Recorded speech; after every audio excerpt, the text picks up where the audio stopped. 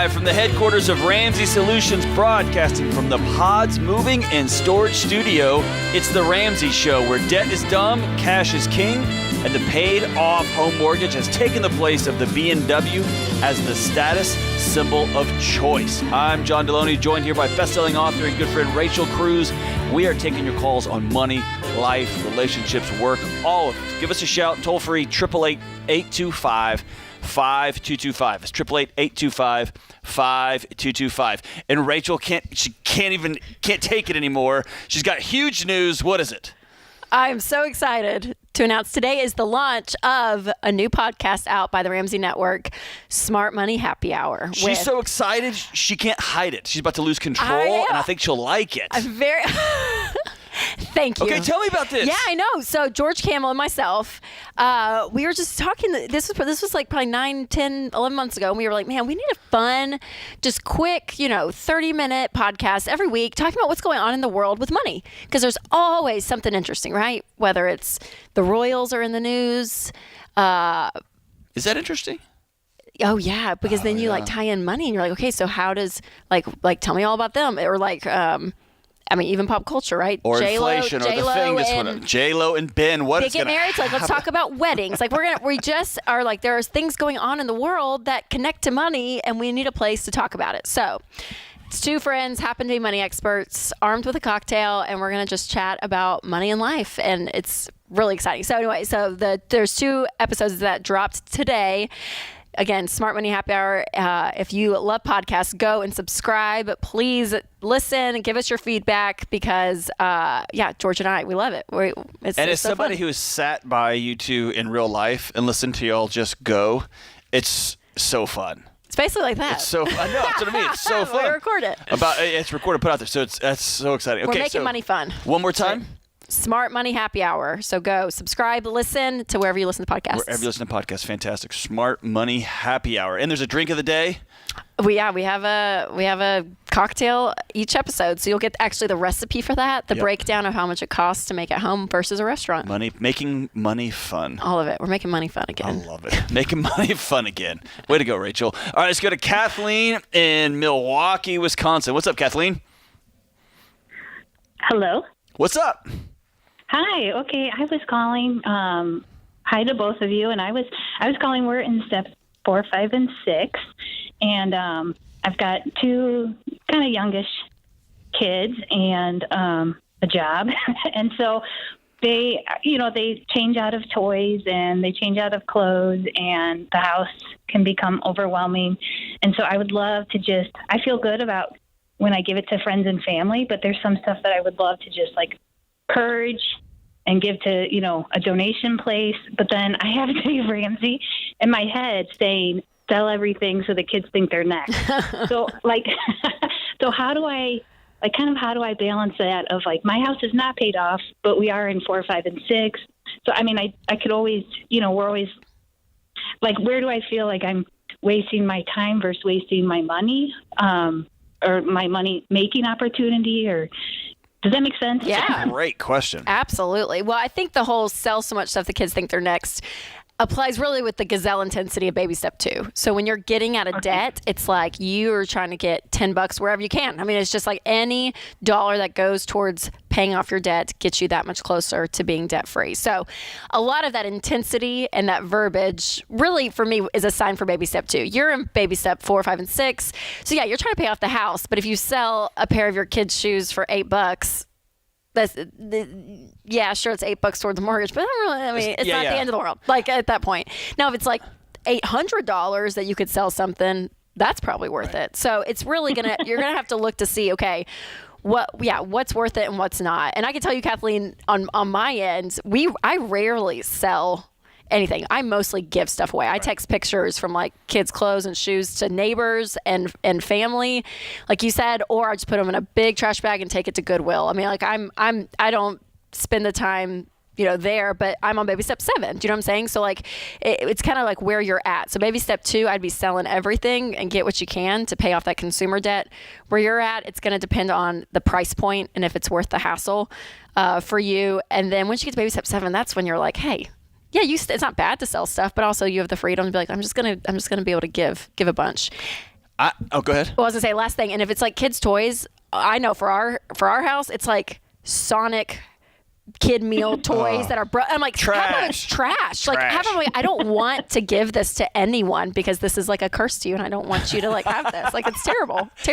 Yeah, if somebody brings a bunch of Happy Meal toys to you, they're not your friend. They don't like you. Question the relationship. That's right. I similar to Rachel, I look at this as baby steps 1, 2, and even into 3 is about survival.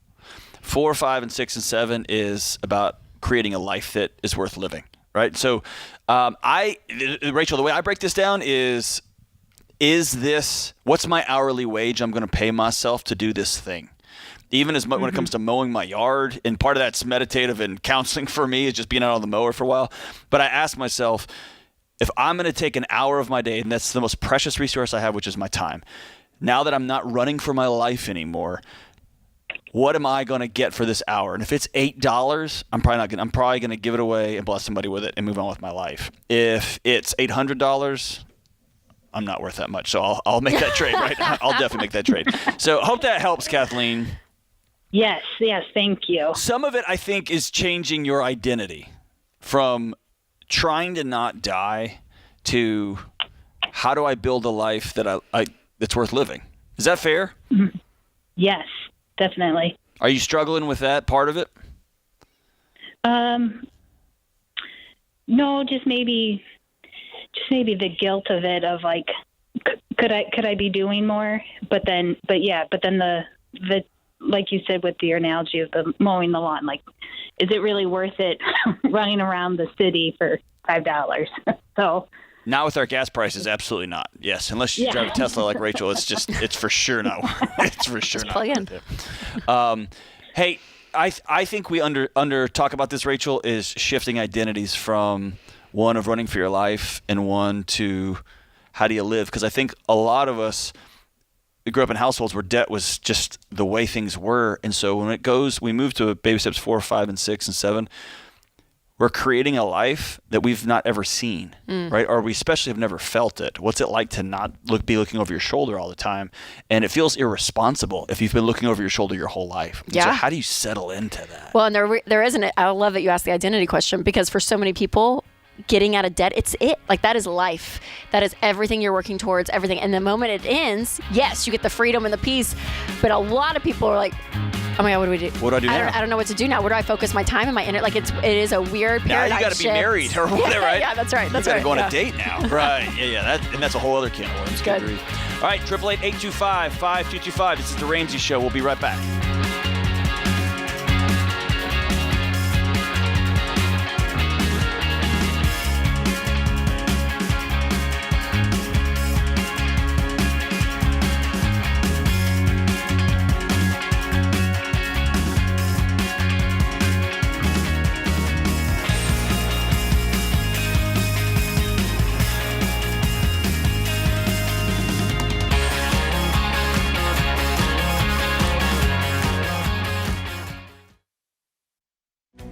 If you're looking for ways to update your home without blowing the budget, I've got it. For years, I've been telling you about our friends at Blinds.com. Blinds.com makes it simple to shop top quality blinds, shades, and interior shutters from home with easy online ordering and free shipping. With Blinds.com, there's no need to renovate your entire home. Just change out what's on your windows with upscale choices like faux wood blinds, cellular, and roller shades, or even outdoor shades. Plus, Blinds.com guarantees the perfect fit, whether you do it yourself or you have them measure and install everything for you. Shop their latest looks and see how much you can save at Blinds.com today. The easy and affordable way to make your home more beautiful is Blinds.com.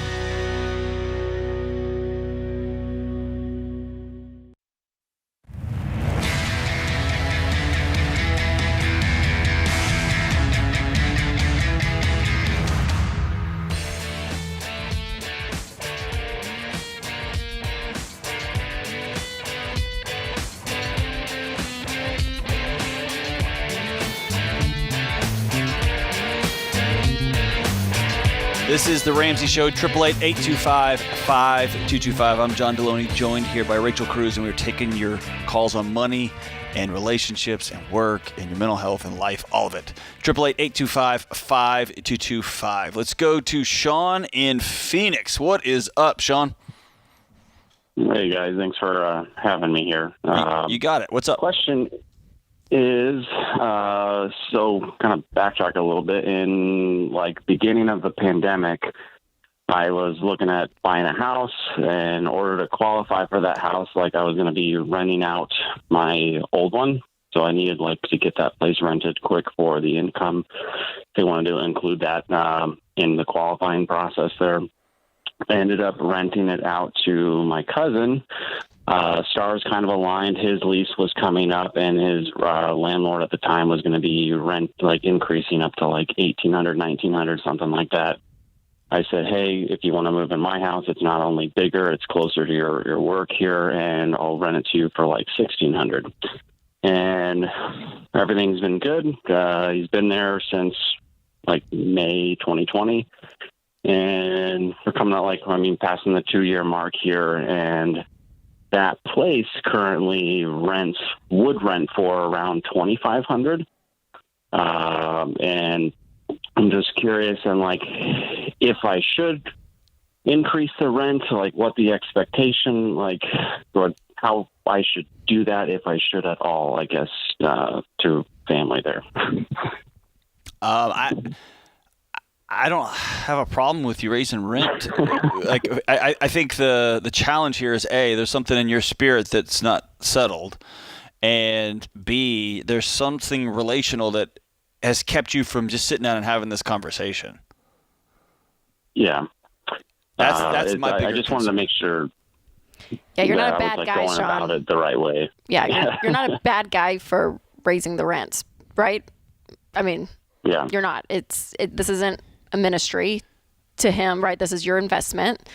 And you guys, it worked out well then. And so, I mean, so I want to get to the heart stuff, like what John was saying, but on a tactical level, if it was me, I think having the conversation of, hey, so $2,500 is market value. I'm not going to take you there this year. I think if you went almost $1,000 up, I think you could, and there's nothing morally wrong with it, but it's a little bit of a whiplash. Yeah, that's where. Yeah. So that's what I think. Is there a middle ground of say, hey, I'm going to raise you to $2,000 this year, and just expect probably another bump next year? I might, maybe I'll give you a little bit of a discount from market rate since we're family, and if you, Sean, can afford that, and that's okay, then that's okay. But I wouldn't, man, I wouldn't. I understand why you're hesitating, and I want you to break that down with John a little bit more, but because it is awkward. Yeah, but but it's family. I think you nailed it, Sean. I think what you're doing isn't right or wrong. I think it's just business. I think how you do it is going to be: do you do it with dignity, or do you send him an email and says, "Hey, I'm raising rates, $1,000 a month, effective, whatever," or do you call him or go visit him in person and say, "Look, here's the deal, man. This thing's gone up so much. I can't, in good faith, I can't continue to afford to run it this low. Do you want to stay in it? Because this is what the rent's going to be for you versus what the market." You see what I'm saying? There's a right way to do it. And giving him an option's a great idea too, because it's his dignity that he chooses then. Yeah. It's you being a grown up and saying, here's what I'm choosing. I'll give you the opportunity to be an adult and choose to. So I guess the thing was I don't mind helping him out. So because he's been wanting to get into a house himself. And I've been sending them houses. I know house prices have gone up and stuff, but I'm starting to see a cool down here in Phoenix. And I sent him a house that just recently dropped $50,000. And then he's just full of excuses on terms of why he can't do it. And it's I don't mind giving you a discount to help you get ahead. But then if you're taking that money and then going on vacations with it and doing this in terms of what I've seen, it's that's why that's why you need to get out of this. I'm getting squeezed a little bit. Well, you are, because you have expectations of him that y'all did not agree on. He didn't agree that he was going to live under market value for 2 years and save up for a house. That's what you want him to do. And so now you're getting mad about an arrangement that you don't even have. Yeah. And so if you sit down with him and say, I will let you be for 6 more months, we're going to ride this out, or 3 more months, and you can get a house. But after this, I got to go back to market value here. You've had 2.5 years. Yeah. Here's the agreement. That's a totally different thing, but it's really not fair for you to get mad about an arrangement that doesn't exist in real life. true. Yeah, we haven't discussed on it there. So I guess it's just more, I've been just like asking around and stuff there and I've gotten my wife, we're talking about it and had difference of opinion. I'm like, I'm going to call the Ramseys and see what they say. So, the best answer Rachel and I can give you in this kind of situation is, what do we do with our family? And I would do exactly what we would have said, is I'd call my cousin and go grab some coffee and say, how's your life? How are you doing? The market has shifted dramatically. And so I've got to have to put this up at a higher rate. I'm making that choice. I'm not blaming anybody. I'm owning that choice because I'm an adult. And I'll cut you this deal for this long, but then I'm going to have to make a move. And if you want to stay, I'd love to have you as a tenant. You've been a great tenant. If you've got to go, I totally understand you've got to leave. And really, you're framing the conversation as you're giving them permission to leave, not that you are kicking them out. Yeah. Right? And he makes the choice. He makes the choice. That, yeah. Mm-hmm. Yeah. Yeah. So, good luck, Sean. That's awkward, though. Like, I get it. Be clear. It's yes. That's be clear. And here's another thing for those of you, because real estate, I feel like people love. It's just a hot topic of like investment real estate, having rentals, passive income, all of it. But always raise the rent if you're a landlord, even if it's $20, $50, because there is something that said if you just keep the same rent for 3 years, suddenly. Sometimes the renter can feel entitled to, no, you can't raise my rent. It's been the same and I've been good. And as a landlord, you're like, no, what he just experienced, I just ran comps for the first time in 3 years and now it's at this and what? $1,000. Yeah. So always, if you have that in your life, if you have a rental, raise it. Even again, $50. Doesn't have to be a lot, but enough of movement there that it doesn't stay stagnant. Okay. There you go, John. Did you learn something new from me? I just learned real estate I'm a real estate mogul. No, just kidding. Off air, I was learning all about these wild conspiracies and everything and ancient things. But there are some weird stuff in the world. We won't do it on this podcast. I learned about real estate. Okay, hey, we got a minute left before we go to break. Tell me more about this new podcast. Oh, yes, the Smart Money Happy Hour. Smart Money Happy Hour, where George Camel and I are hosting it together, and it's a really casual podcast. So it's definitely a podcast. If you love the Ramsey Show, if you have a friend that you're like, man, I really wish they would like kind of engage their money a little bit more and listen. But if this show that you're listening to currently is a little bit too like intense or hardcore, the Happy Hour, the Smart Money Happy Hour is a great kind of entryway into talking about money. So we talk about pop culture, things going on, trends, stuff we're seeing. It's basically the conversations you wish you were having with your friends when it comes to money. We're going to have it on a microphone that you get to listen to. I love it. Hey, and if you ever notice that when you commit to change in one area of your life, it's easier to make progress in other areas. I met thousands of people on their journey to build wealth who've accomplished other amazing things along the way, like losing a bunch of weight, finding a career that they love, fixing their marriage, overcoming stress and anxiety. What seems impossible becomes possible when you have a smart plan and you turn up the focus and intensity on your goals. That's why we're bringing Smart Conference to Dallas, Texas on Saturday, October 22nd. Smart Conference is the one-day event where we help you build momentum in all areas of your life. Whether you just lost your job, the credit card bills eating up your paycheck, or you feel alone in this crazy world, we got you. Ramsey personalities, Rachel Cruz, myself, Ken Coleman, Christina Ellis, George Camel will join Dave Ramsey on stage to give you a smart plan for your money, your relationships, your personal growth, and your career. Live in person, October 22nd. Get your passes before they sell out. Visit RamseySolutions.com/events to reserve your seats. This is a fun event. Today. And I just saw the timeline. You have the longest keynote. Did you know that, John? Well, I mean, they give you the more time for the better the speeches. All the time. And I was like, wow, I'll concede. No, here's the deal. George and I will have shorter keynotes talking about money. They know that John's full of hot air and he can't stop talking. That's why they're like, we'll just it's a really fun day. So come out if you're in Dallas or somewhere near. It's the first one. It's great. It's a fun event. Looking forward to it. 888-825-5225. This is The Ramsey Show. We'll be right back.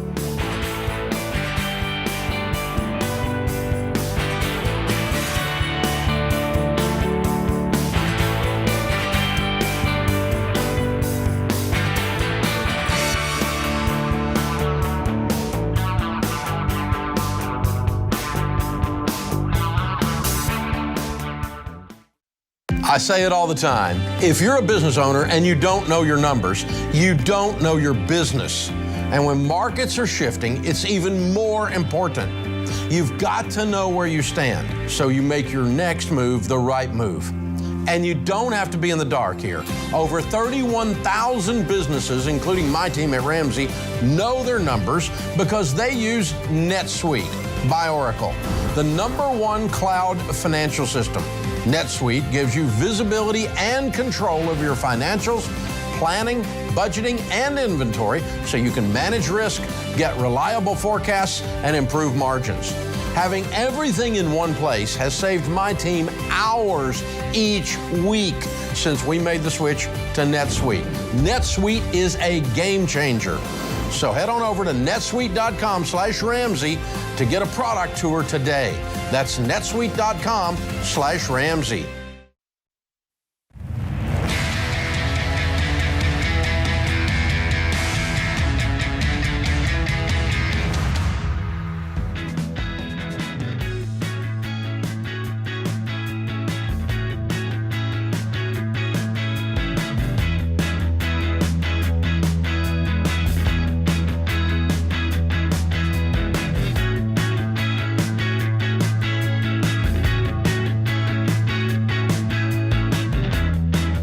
This is the Ramsey Show, 888-825-5225. Let's go to Kate in Stamford, Connecticut. What is up, Kate? Hi. Good afternoon. Thanks for taking... How we doing? I'm very well. How are you? I'm good. What's up? How can we help? Okay. In the last couple months, it has come to light that there's been some pretty significant financial infidelity from my husband, who got involved in day trading and has subsequently lost about $150,000. Whoa. I know. It's a giant pill to swallow, and one that I'm just honestly still in shock about. Wow. I still can't believe it. I just can't believe it. So this is a combination of about $105,000 in personal loans and about 42-ish in credit card debt. All of this was within the last, maybe 6-7 months. It happened very quickly, and honestly, it's all just come out now. And so my concern is that the minimum amount for all of this debt combined is about $4,800 a month, which is that's the minimum. And my question to you is, what do you think about me taking out a HELOC loan, which hopefully would be able to pay off all of this debt, and then it's a more manageable monthly payment for me, because quite frankly, we've got 2 small kids. There's $4,800 a month in minimum payments it's crippling. I don't even know how do you do this for the rest of time, because if you're only paying the minimum, that's what we're looking at. Oh, gosh, I can hear it on you. Oh, my gosh. Thank you. I'm sorry. I'm so sorry. Thank you. I want to first norm what's going on inside of you. You are right to be maniacally angry. And you are right to be stunned and in shock and grieving and upset and scared and anxious. All of those things are right, okay? I just don't want you to feel like you're going crazy. You probably are going to feel like you're going crazy, but not because your feelings are wrong, okay? I would be having all of those things too. What is your entire home's what is your take-home income as a family? Together, we're at $250,000 annually. Okay. I'll let Rachel hop in here. Here's what I want to tell you. Do not make a mess even messier. Okay. Okay?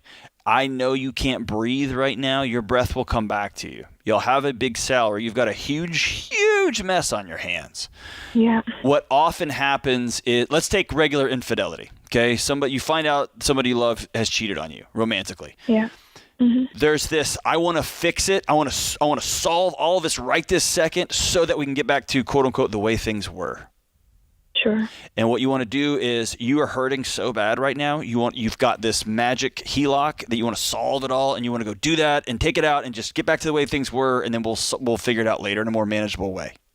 Yes. The best way forward is for you to realize, your husband to realize, what y'all knew before is now over. You're living in relationship 2.0.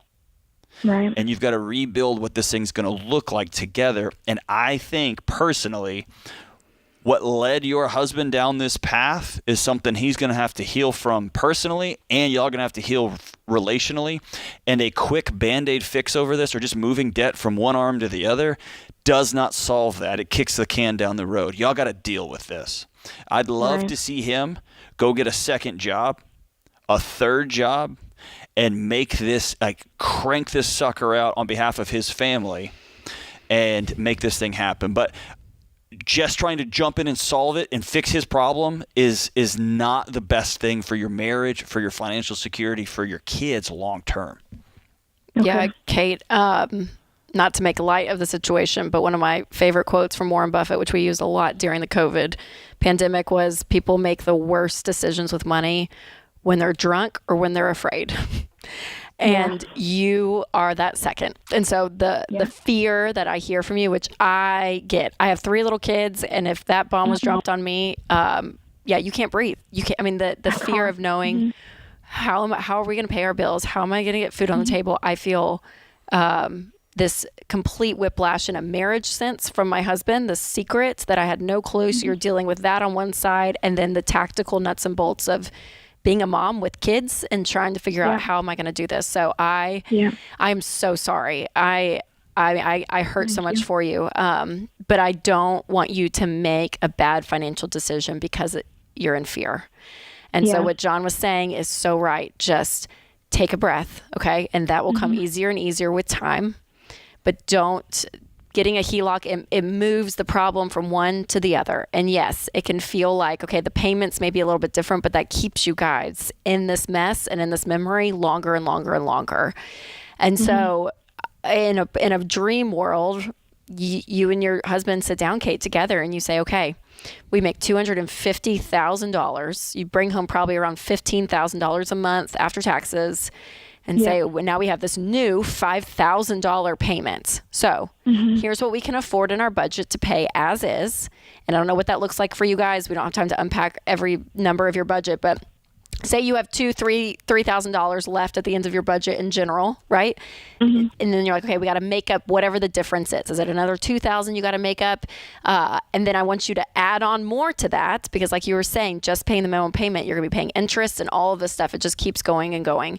And so how can you attack it? And so I want you guys to run numbers together, get a spreadsheet out, get a calculator out, and just say, okay, scenario 1, you take an extra job and you're going to make X amount per month. Here's how quickly, timeline-wise, we can pay this debt off. We can pay it off in 3 years and 2 months.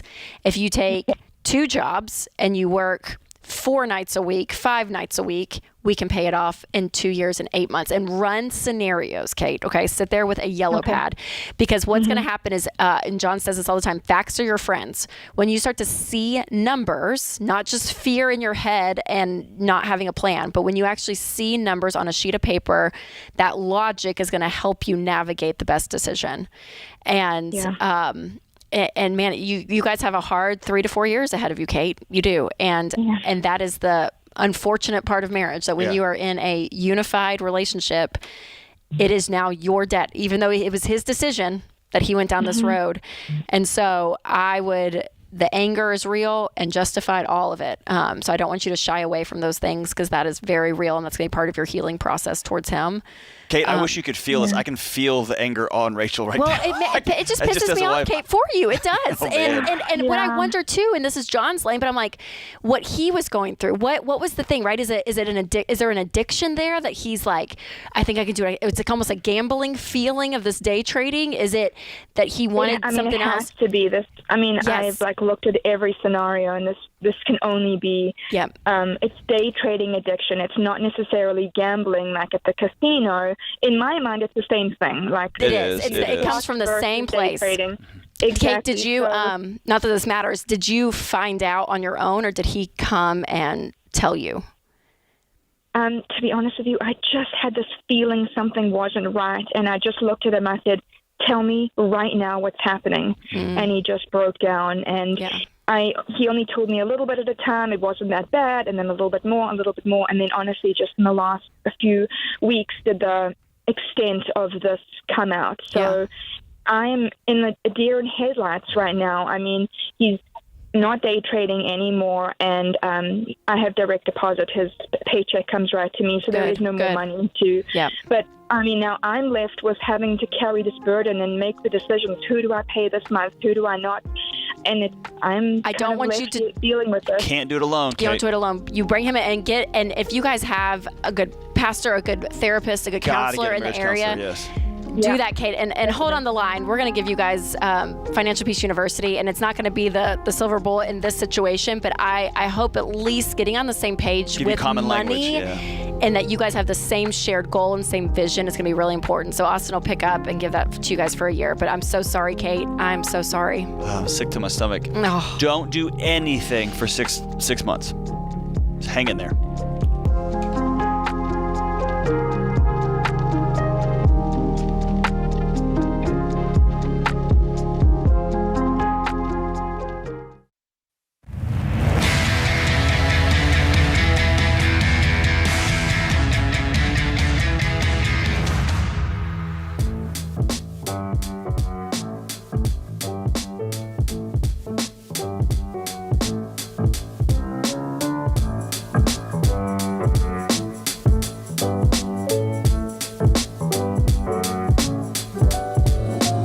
This is the Ramsey Show, 888-825-5225. Let's go to Brian in Savannah, Georgia. Let's see here. What's up, Brian?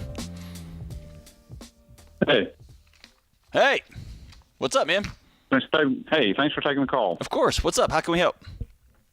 So my wife is, she's part of a nonprofit, a very small nonprofit. They do Christian counseling. Okay. And she's kind of been tapped for, she's been part of the ministry for, 4 or 5 years now, but she's kind of been tapped to kind of take over as a CEO of the nonprofit.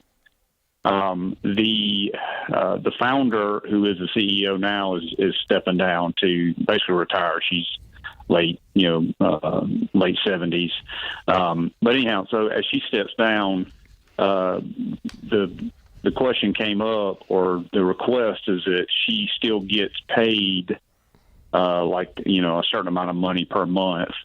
And so, which is actually a pretty big burden, because it's less than $100,000 annual budget probably. And she's getting somewhere between $2,000 and $2,500 a month. So the question is, we're not really sure how you would handle that, her stepping into that. My wife doesn't want to.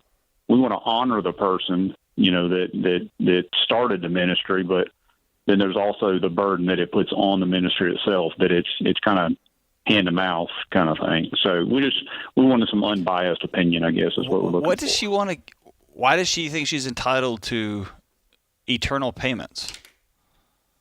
Because she founded it? I guess because she is, she's the founder. She started it, and then I guess that, for her, I guess that's what she looks at it as, is kind of like, hey, I started this, I should continue to be paid, for a while, at least in perpetuity as far as she's concerned. Is this like her retirement, Brian? Was she banking on this? Like, was that? I don't think it was something she was banking on. I mean, she gets Social Security. I mean, she's had other jobs previously. I mean, this has been the full-time job. This has been the full-time job for her for probably the past maybe 7 or 8 years, I guess. And my wife, we've already talked about it. She doesn't expect to get paid at all. It'll be basically because it is Christian counseling. Yeah. She gets paid when she counsels people. Is this done out of a church?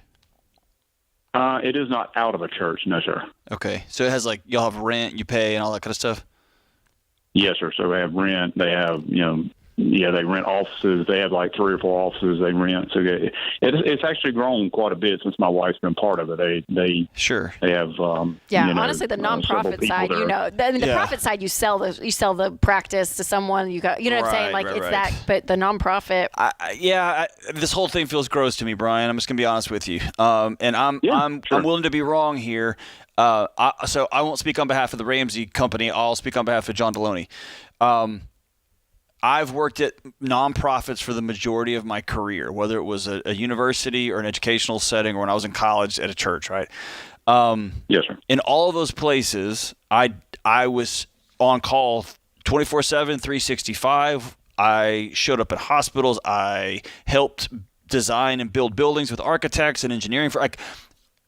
To expect to then leave and just get paid on work I'm not doing anymore just because I founded a program or started this, that to me sounds insane. If I'm doing a job that has intellectual property rights to it, or I'm running a business that is not propped up by the nonprofit status, that I don't have to pay taxes on it, I get all these different cuts all over the place, and I'm owning all of the risk here, and then I'm going to sell that, that's one thing. Yes, sir. Somebody is saying, okay, it's time for me to retire, it's time for me to resign, then it's time for you to retire, and it's time for you to resign. I'm just thinking here, I can't imagine myself leaving and being like, hey, Dave, how about you just pay me a salary for the rest of my life? That just seems bizarre, but it seems equally bizarre to call back old universities I worked for and say, hey, you should give me something. She did found it. She did help people out. She's probably benefited from people working for less than market rate for a long time because they've got great hearts. She's probably benefited from the nonprofit stat, all the stuff, and that doesn't undermine how much work she is, but this is not about personal ownership or intellectual property. This is about, I've been trying to help people for a long time. I want to keep helping people for a long time. And now I'm passing that helping baton on to somebody else. And so I don't feel good about it. Yeah. And that's kind of where we were at, just because it's pretty heavy burden. A quarter of your budget kind of goes to that. So, yeah. Which makes me sad for her, where I'm like, her legacy, if she goes through with this, it can't even be propped up well because I'm taking the money out of the counseling center for my own good, and they can barely make payments on rent and salary and stuff. So from a mathematical standpoint, it's like she's driving her own thing into the ground, which makes no sense either. So and let's be honest about two things, okay? One, she probably I want to think through her side of this. I want to be empathetic. I can't imagine that she has put heart, blood, sweat, and tears into this thing for years. And this is a big part of her identity. And this may be a way less she has to have the money and more she wants to stay connected because this thing is part of her. And that's hard, right? So maybe having some way to honor her in the community, get the paper, some way to honor her would be worth this. I mean, it would be right. The other thing is this. You can't control what she goes and does after you say, we're not going to continue to fund, we're not going to continue to pay you. She can go out and trash y'all. She can go out and say mean things about you. She can try to close the nonprofit down then before she can try to do any number of things. She might be able to close it down as the CEO who's leaving. She might be able to shut the whole thing down. Just cancel it. Y'all have to be prepared for here's what could happen, and don't be surprised by it, and don't let your boundaries waver because of the loud volume and the screaming and the yelling or whatever might happen, or the name calling or the mean emails or whatever. Does that make sense? Oh, yeah. Yeah, of course. Yeah, okay. I appreciate you guys.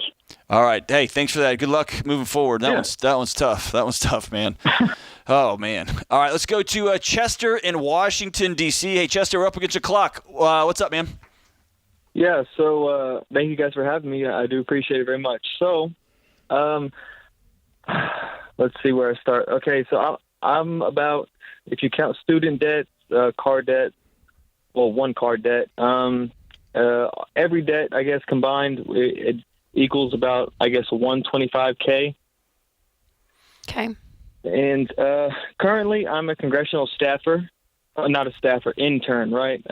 But you are on staff, and my wife works at Cracker Barrel, and recently we've been presented with an opportunity from a church that is near us to be directors of a program they have that is basically it helps people who are homeless. Of course, there's a thorough background check, so it's not like violent criminals or any of that are allowed, but they give them a place to stay, and it also helps them find work, and then gives them a spiritual foundation to send them back into the world so they don't. Are they going to pay you real money, Chester?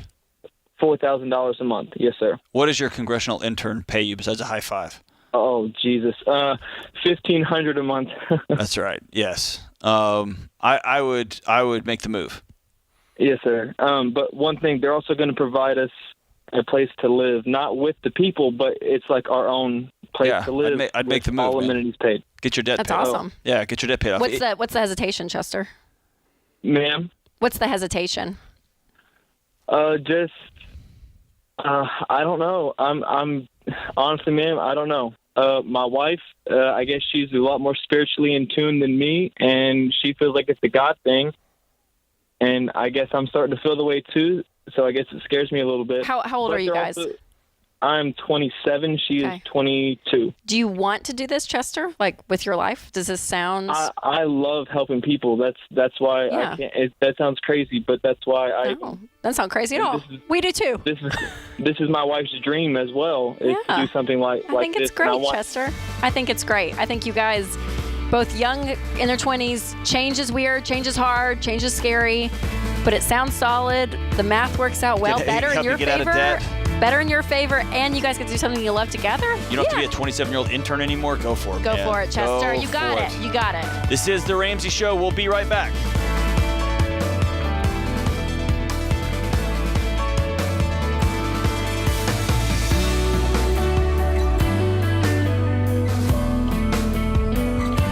Hey, it's Rachel Cruz, co-host on The Ramsey Show. If you want to do your debt-free scream live on the show, visit RamseySolutions.com/debt-free scream. We'd love for you to come to Nashville and tell Dave your story. That's RamseySolutions.com/debt-free scream.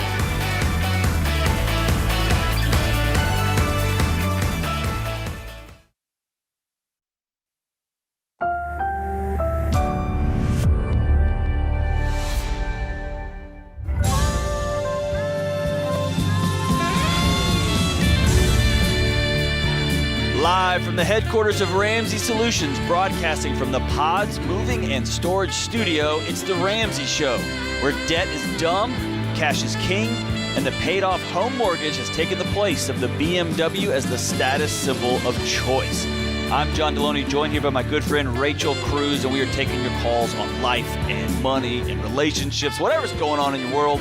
Give us a shout, 888-825-5225. Toll free, 888-825-5225. Let's go out to Randall in St. Louis, Missouri. What's up, Randall? In 2019, I went into credit card debt, and 2020 hit, went out of work for a while, let all my credit cards lapse on me. Now I'm being sued by my credit card company, and I need you guys' wisdom on what to do. How much do you owe, man? Altogether, about $17,000. For this particular credit card, $6,000. Are the other ones going to be suing you in short order? Or are you current with them? The other two are in collections. This one is the actual credit card company decided to sue me. Okay. How much money do you have? Yeah. I can get a hold of about $2,000. That's the max I have right now. Okay. Dude, the way you said, are you going to murder somebody? How are you going to get $2,000? The way you just said that, like, I can get a hold of it. My family understands that I just started the baby steps, and they're willing to help me cover this if I can get them to settle. It's the most that they'll be able to help me with, though. Because my sister just had a big financial issue herself, so my mother wanted to help us both out of it. Okay. Randall, how much money do you make a year? I make a little over $13 an hour. What do you do? But I work full-time.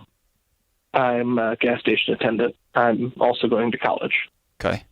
What are you studying? Accounting, ironically enough. Accounting, huh? All right. How are you paying for school, Randall? I took out student loans at the start, but when I first found out about Dave Ramsey, I stopped taking out student loans, and I've been barely scraping together enough each semester to be able to cover out of pocket. Okay. Have you paid, where are you at for this semester? Have you already paid for the full total, or are you paying in increments for this semester? I have 3 payments total. I've paid 2 of them for the semester. I have 1 in November. 1 in November, okay.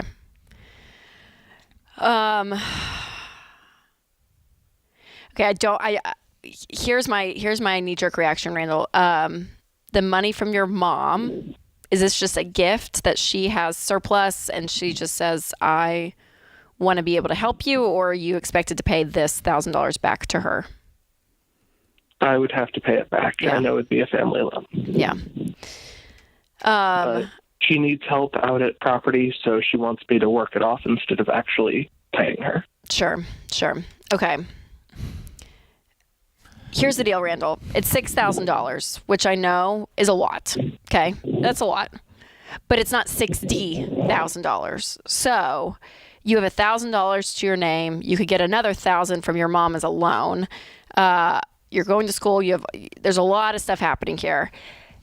And you get paid $13 an hour where you're at, which is drastically under what you could. There's a lot of places that are $20, $25 an hour. So here's what I would do if I were you, Randall, because how old are you? I am 26. 26, I okay.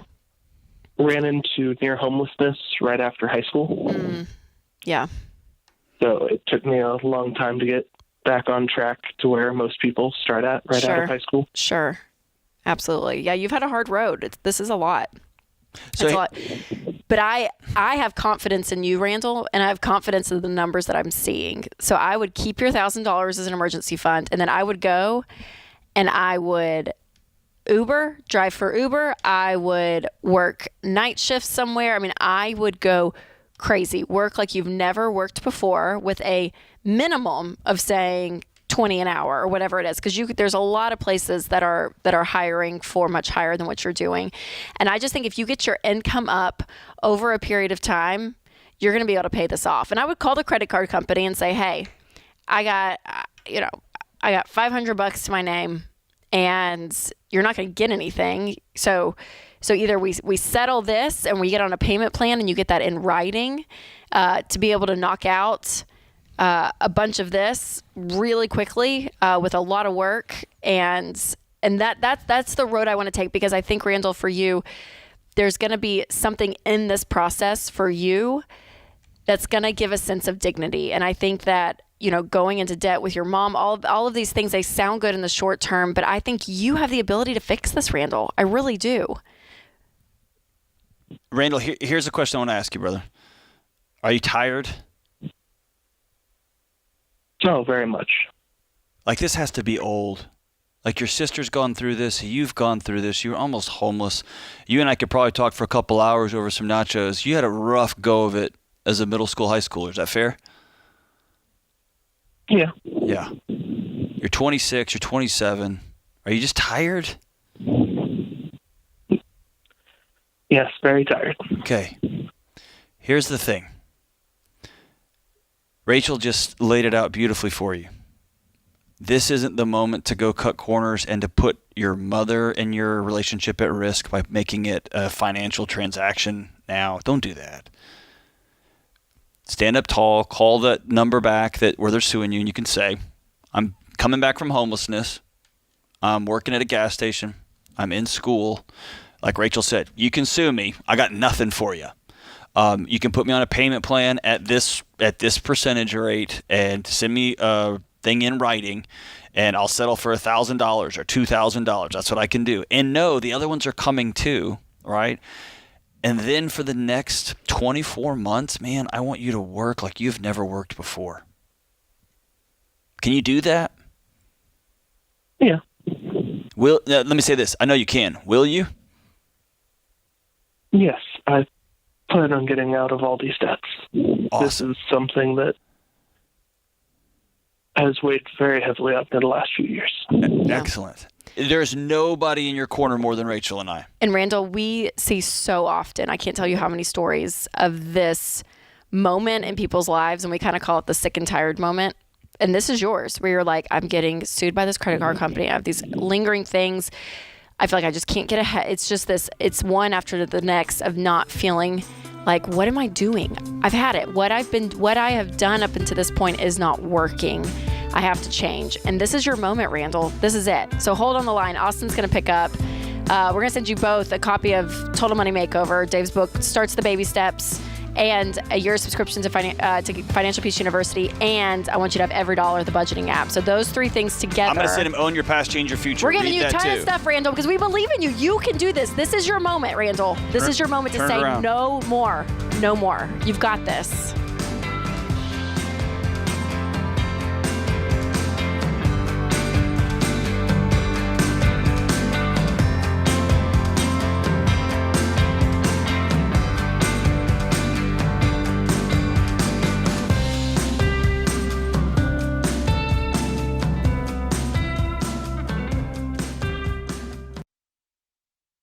Life is full of firsts.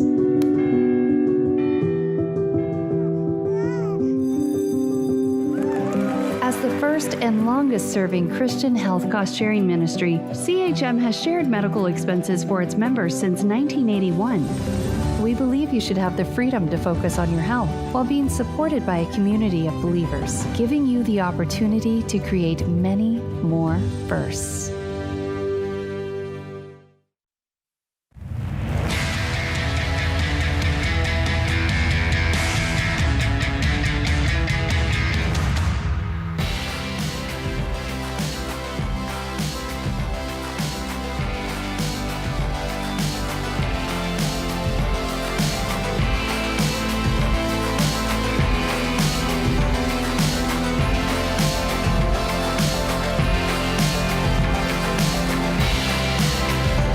Triple 88255-225. This is the Ramsey Show, and during the last break, we were joined by a guest, the one in here. and only George Camel. What's up, man? This feels like what Sports Center would be like the 3 of us hanging out, talking about the big game. It would be if you knew what sports were. Right? John, I can be I've Sam seen Ponder. a sport before. I can be Samantha Ponder on the You lost desk me. with a bunch of guys. Don't know who that is. ESPN reporter. She's wonderful. I should probably watch that channel. Do you know what ESPN stands for, George? Oh, dear. Ooh, what does it stand for? Is this what the entire show has been like so far? No. Well, we were crushing it before you showed Wait, up. seriously, what is it? Excellent Sports Yes. something Excellent network? Excellent Sports Person Network. Yeah, that's Good it. job, Rachel. Wow. Okay, so George is joining us. I don't know if we've had There's a big reason. 3-person co-host thing in a while. Has that ever happened? Has this ever happened? Are we making history?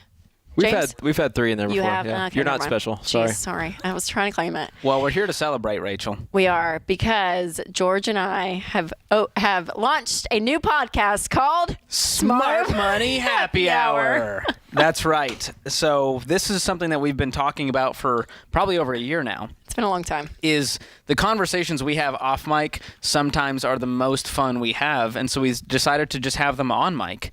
And so this is a podcast about money, pop culture. It's entertaining. It's casual. It's just 2 friends who happen to be money experts, armed with a drink in hand, having the conversations you wish you were having with your friends. That's right. So we're going to be that. John's always saying, And we find cheers friends. every episode. Did you like that, John? I did. Did you I miss out? I I like think being John's right in the middle jealous. of it. Did you want a glass to I'm cheers? good. While y'all are talking about the Queen's finances, I'll just be at home out in the Oh, woods. dear. It's just cool. I'll just enjoy the podcast. Okay, so we're going to give a little bit of a sample of it. Yeah, of we the have podcast. a clip. This feels like a late night show. It does. So this is a segment that we're going to do every episode where it's called Guilty as Charged. So our producer, Lindsay, throws out a scenario, and we have to be honest. It's like, are we guilty? Are we not? And all of you out there get to answer for yourselves as well. So we'll play that. Check it out. All right, George, it's time for our last segment, Guilty as Charged. Okay, this is where our producer, Lindsay, comes up with a question. Maybe it's incriminating. We don't know. It's borderline ethical. I'm fairly nervous about it. And if we have done this, we got to take a drink. Okay, what's Okay. the question for today, Lindsay? Have you ever fudged the numbers on your budget to feel better? Yes. 100%. Yes. Oh, yeah. Rachel's cooking the books all the time. Last month, grocery and restaurants were, I don't know what we were doing. I literally look at it, I'm like, I don't know how we spent that much on food, but we did. But I just upped it a little bit. Sure. And you know what I did, George? What'd you do? This is probably very guilty. You took it away from the kids? I took it. Oh, no. The dog didn't eat, but Rachel got to eat I out. have thrown a nail salon transaction into Amelia's category. I've done that before. Just threw it right in because I thought she loves nails. Without her consent. Without her consent, yep, I did. Oh, my goodness. No, I took it out of our like we have a savings line item that will save extra income, and I lowered it. by a few $100 to finish out the food category of the month. So I took it out. I didn't even go and take it out of miscellaneous that had like extra money in it. I was like, I don't want to move any categories this month. So I'm taking it out for savings. And threw poor little Amelia under the bus. And I did put a nail salon transaction in hers. When you get to heaven. How about you? Have you fudged the budget? At the pearly gates, they're going to be like, Rachel, we got to talk about, before you come in here, we got to talk about that time. Oh, boy. They didn't play yours. They're me under the bus. No, I made sure of that, Rachel. Oh, my gosh. You don't have all day. You're not a very good person, Rachel. Wow. Oh, my gosh. You were guilty too, George. I didn't hear that at all. Because they clipped it. They stopped the clip. The evidence would suggest that you won. That's what we call a tease in the industry. If you want to hear my side, you can go listen to Smart Money Happy Hour. Yeah, Rachel steals from her kids. George steals from his two little French bulldogs. Poodle, whatever those things are. They don't know the difference. Listen, so here's the deal. If you like this show, I think you're going to like Smart Money Happy Hour. This is fun, casual money advice because money can be stuffy and boring and stressful, and no one wants to talk about it, and we're willing to have those conversations and make it fun. So if it sounds like something you're interested in, go check out Smart Money Happy Hour. You can subscribe. New episodes drop every single Thursday. The first 2 are out right now. I'll tell you the titles and see if, John, let's see if this wets your whistle. Is convenience culture worth being broke? I would say no. Well, you have to find out the answer. answer. Go ahead. It's What's not next? for you to answer. It's rhetorical. The next one is the TV network that brainwashed us all. Can you guess what TV network it is? MTV. No. Oh, HGTV. Yes, John. Nailed it. He's like our audience. I'm like your audience. John is the target demo. You are a target demo. I've never been a target demo before. That's fantastic. You are. You're that was welcome. It. That's pretty cool. So hit the we've been seeing a lot of feedback already, Rachel, and people are really enjoying this. We honestly weren't sure how people would react. Yeah, because we want to educate. So like, there's a point to all of the podcasts, but also it's like we can have a little bit of fun too. Yes. It doesn't have to be all just like educate. Okay, give me something you've been talking about on the show. Like you just tease the titles. Well, we talk about convenience culture, so a lot of trends out there with technology, social media, Amazon, Google, and how it's affecting us psychologically. Listen to you? Of course she does. I know. So we talk about that. You have Alexa? Yeah, I do. I know. I'm the biggest conspiracy theorist, and I know. The government's just listening to very unimportant conversations in the Cruz household is what's happening. Here's my They're thing. important. The government isn't great at almost anything, so the fact that they have this technology and they're all sitting around listening to us, I don't buy it. Nope, they just keep it on a reel somewhere just in case. Yeah, and in 30 One years day when we're Rachel's on like, trial no, for Rachel's who like, knows I'm running what, for office, and they're like, sure, she'll do it what we say. I'm convinced that every person who makes the finalist of a campaign of any significance gets called into a room. Well, what's hard about Alexa is she does listen, and then it's attached to Amazon, so they're like, oh, we know what you need and what to buy, and then your app suddenly all the algorithms, so it makes you buy more. It's unbelievable. So that's what we talk about. So we rabbit trail into how it affects what that your money. just was. That is Smart Money Happy Hour. What we just did right there. It's great. You love it, John. You don't like it. You love it. It's a fascinating conversation. I would just say, like, well, you should just don't have Alexa. Near. End of episode. You'd be a terrible podcast host, John. Ladies and gentlemen, I am going to also be launching a podcast called Sad Minute, where I just say, don't buy Alexa. That's actually a good idea. I would listen That'll be the follow-up to Happy Hour. So we do that. And I'm then really excited about this. This is fun. And then the other episode that's out is HGTV. And we just talk about our homes and HGTV, I'm the worst. How great they are. What? You're the worst with it? I am the worst. Do you love HGTV, with John? all of my heart. That's a guilty pleasure. It's a guilty pleasure.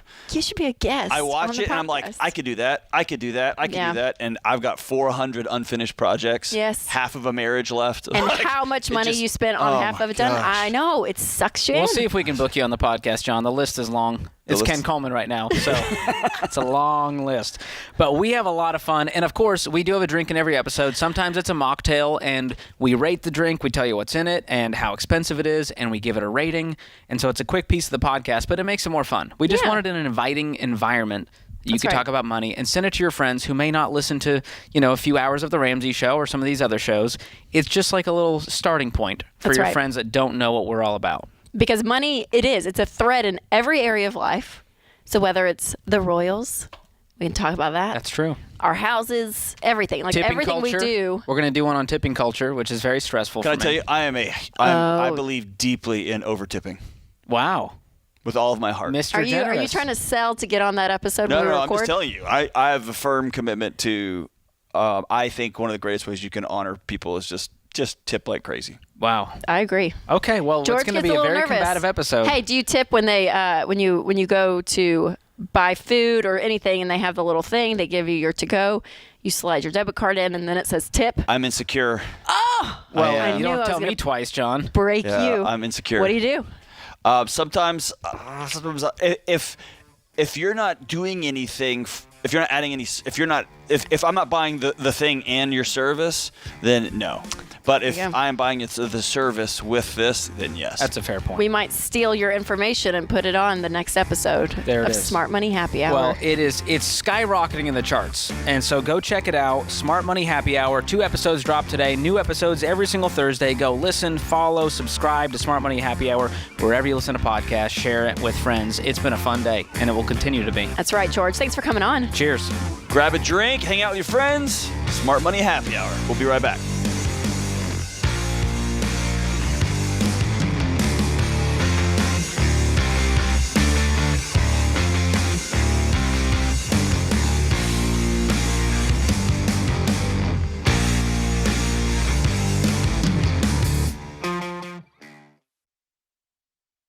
Look, I love real estate, and I want you to have a house, but I don't want a house to have you.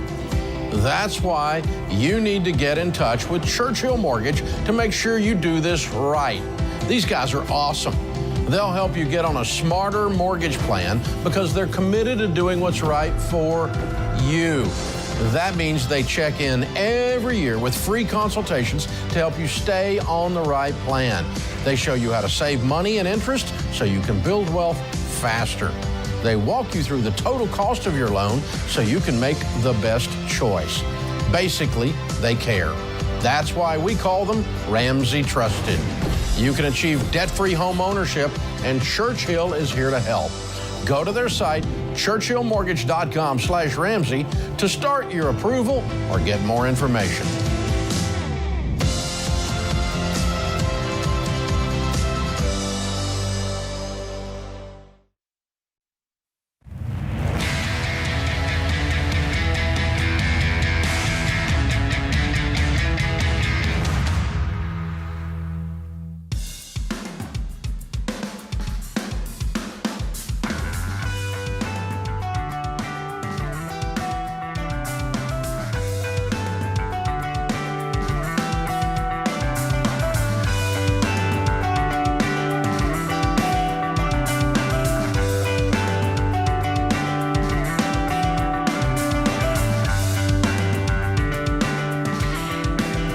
Hey guys, so we've all got things that we want out of life with our money, our relationships, our spiritual walk, but those results only happen when we're intentional with them, when we do things on purpose.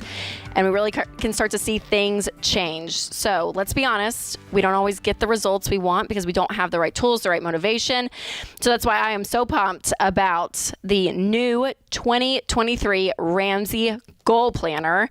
So we took all your suggestions from the last goal planner and we have made a new one for this year, and we are so pumped about it. So it is on sale now, and within it, it has, on it, it's a gorgeous, beautiful cover. Me and George designed that. Do y'all see that? That's right. We did the gold gold foil. Me and John. It's beautiful. We gold foiled it. And John, George, and myself have content all through here on your spiritual walk, on your financial life, and when it comes to your relationship. So there's good content in it, and it also is just going to help you stay organized. If you love a goal planner, this one's for you. And some people are cool, this isn't for you. But my wife is are you a goal planner? Are you a planner person? I'm a calendar person. Just calendar. Yeah. My wife carries something around that's But like I'm the gonna size use of an old this. phone book. Yeah, exactly. I've never had a great goal planner like this one, so today's going to be my year, John. Well, no, So, absolutely. John, you and I have talked about goals. I created like 38 goals in every area of life, and then I would fail at 36 of them. 37 of them. You know? Yeah, exactly. But this one, it makes it very clear. We have our goal teaching inside of this, and it makes it easy to take the next step each day with the teaching. So I'm excited to use it and be encouraged by you too. Yep. So you can get it at ramseysolutions.com/planner today. It's beautiful. It's wonderful. Great content in there. It's everything you need in a great goal planner. Great gift, yes. All right, let's go to John in Detroit Rock City. What's up, John? Hi, how are you doing? Good, my man. What's up? So I'm just found out about you guys recently. I saw you scrolling through my Facebook newsfeed. The show started popping up, so I thought I'd ask, since I saw one of Dave's posts about the 7 baby steps. I'm thinking about not contributing as much to my retirement so I can get out of debt, and I'm wondering how much debt I should pay off before I start contributing to my retirement, and how much should I stop contributing to get out of debt? Well, first, let me welcome you to our gang, man. You're joining millions of people who've decided, I'm done living like I was living. I want something more for my life. So congratulations, man. Hey, we held George over. We kept him in the studio. We locked the door so he couldn't leave. And this is a great question for both of y'all to walk our friend John through the baby steps here. My take on this, John, is you're joining a weird gang, which means we're doing weird things that don't make sense culturally. They don't make sense on paper, but they make sense emotionally for my behavior change. So how much are you investing right now? What percentage? Currently, going into my pre-tax is 18%. My employer is contributing 8%. So they will contribute 4%, whether I put in a penny or I don't put in anything at all. Wow, it's incredible. And then they do a 4% match. And so you're doing 18 of yours, of your income? Yes. Okay. And on top of that, I also contribute $500 a month to my IRA. Okay. John, on just like I max out my health savings account every year as well. Okay. So on a rough estimate, how much money is that 18% for you per month, just for math's sake? So that 18%, it's the 4% I put in is roughly $270 a month, and the additional percentage that I put in is about $912 a month. Okay, nice. So what do you make a year? $79,000 and change. What's your total debt load? How much do you owe? Everything. Everything. So I've got $177,000 on my mortgage. I've got about $34,000 in a home equity loan, and I've got about $7,800 in credit card debt. I've got no vehicle payments, no student loan payments. No other debt. Those are it right there, along with just my mortgage and my utilities and vehicle maintenance, whatever else comes up. How much do you have in the bank in cash, liquid? Liquid. So in one account, I've got about $400. I've got about $400 in cash. Another account, I've got about $2,400, and then there's all my retirement savings. So you don't have much cash. And I've got about $3,500 in stock markets. Okay. You've got a lot going on. You're doing about 17 things at once, and you're doing some great things. But what we teach is in order with focused intensity, and that's the baby steps. So we would say while you're paying off consumer debt, so ignore the mortgage for now, we are going to pause investing down to zero for a short period of time. Because guess what? That frees up $1,500 a month that you were throwing towards investments are now going to clean up this pile of debt. So while George is walking you through this, I'm going to pause right here. We know that sounds insane, John. Okay? Everyone has told you since you were a little kid that they made up some Einstein quote that probably wasn't real. That if you just if you just put $1 in every day, you're going to be a billionaire. When you've been hearing that since you were a child, right? And so you're doing the right thing by focusing on retirement. It feels so good, like you're getting ahead and you're smart and you're making good money. Hear me very clearly. You are at risk. You're broke. You owe a whole bunch of money.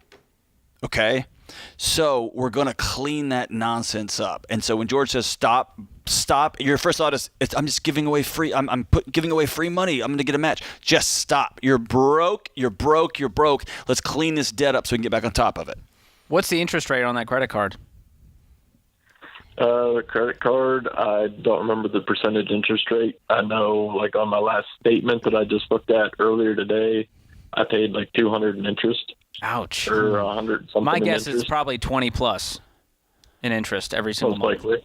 So John, here's kind of the radical thing that what we talk about is that we have a culture of doing exactly what you're doing. Okay, so you're doing 18 different things. You're taking your paycheck and you're trying to do it all at once. And there is something powerful when you have focused intensity on one thing only. And so that's what we teach when we say the first 3 baby steps. Baby step 1, $1,000 emergency fund, which you have.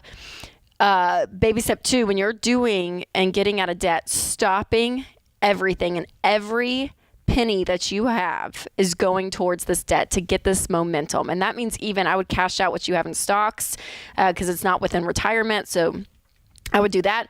And all this, not even, it was like $1,700 a month that you could have all this credit card debt just cleaned up in 3 to 4 months if you really get on it and you maybe even take a second job. And then that that's $34,000 HELOC that you have, you could get that knocked out, John, here in the next 9 to 12 months. So there's just something powerful to put a plan on paper to say, wow, what if I had no payments, that this credit card debt isn't hanging over my head, this HELOC that I have over here that I know is there and I'm kind of paying on it. Like all of that's gone. All of that could be gone in 12 to 14 months, depending on how intense you get with this. And so the power of not having those payments not only mathematically frees up your income, but also just the amount, which we talk about a lot here, is just like the emotional. Frees up your soul. Of just like sleeping, John, and being like, I don't, sleeping at night and just, I have no one to pay. Yeah. I have no one to pay. There's such freedom in that.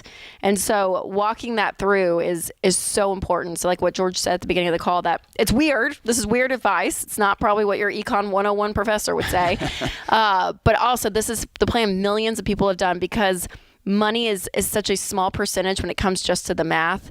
The bulk of personal finance is your behavior change. It is your behavior and what you do with money, and getting these wins, John, under your belt for maybe the first time in your life changes course and changes the way that you view money. So if you hold on the line, Austin is going to pick up and give you Financial Peace University. I've been giving this away, I feel like, the whole show, because it is the most powerful 9-lesson course, John, for you to walk through. And if you are married, if you have family, do it all together and do this plan, because there's something powerful about having the freedom of not having payments.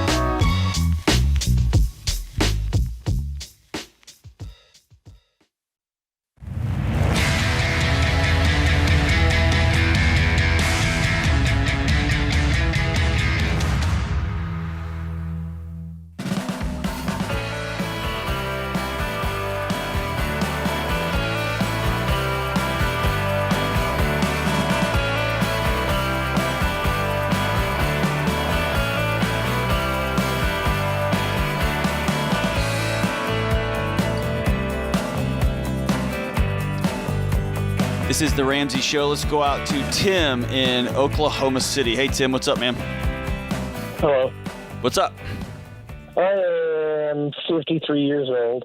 I'm going through a divorce, and I spent the last couple of years as a stay-at-home dad, homeschooling my son, and I don't have anything. I mean, the baby steps is definitely where I'm at. I wish I'd have known about all this sooner in life, but I didn't have parents. My mom taught us to cocaine and lose, and my dad taught us to fight and booze. And now I'm going through a divorce. My wife's trajectory is going out of the roof. She gets a lot of Facebook attention and Instagram attention, and that is a contributing factor.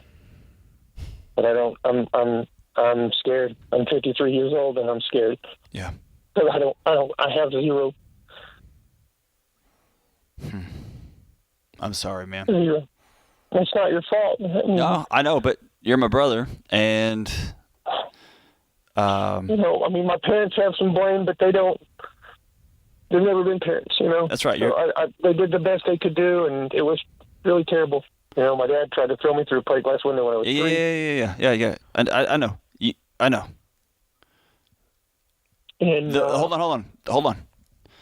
The moment it hurts, you start deflecting and wanting to go backwards. You want to go forwards. You want to talk about them. You want to talk about someone else. You got to just sit in it for a second, okay? It hurts. Because out of this hurt right here, we call it grief, out of this comes that scary, terrifying question. What are you going to do next? Exactly. Okay. And I think with all my heart, you've got childhood traumas that are killing you from the inside out. I have no doubt about that. Yeah. I bet you've got regrets with your kids. You have kids? I do. I have a 36-year-old daughter, a 24-year-old daughter, and a 7-year-old son. Okay. Different parents, different mothers. Okay. You've had a long road, right? Yeah, I'm tired. There you go. Tired.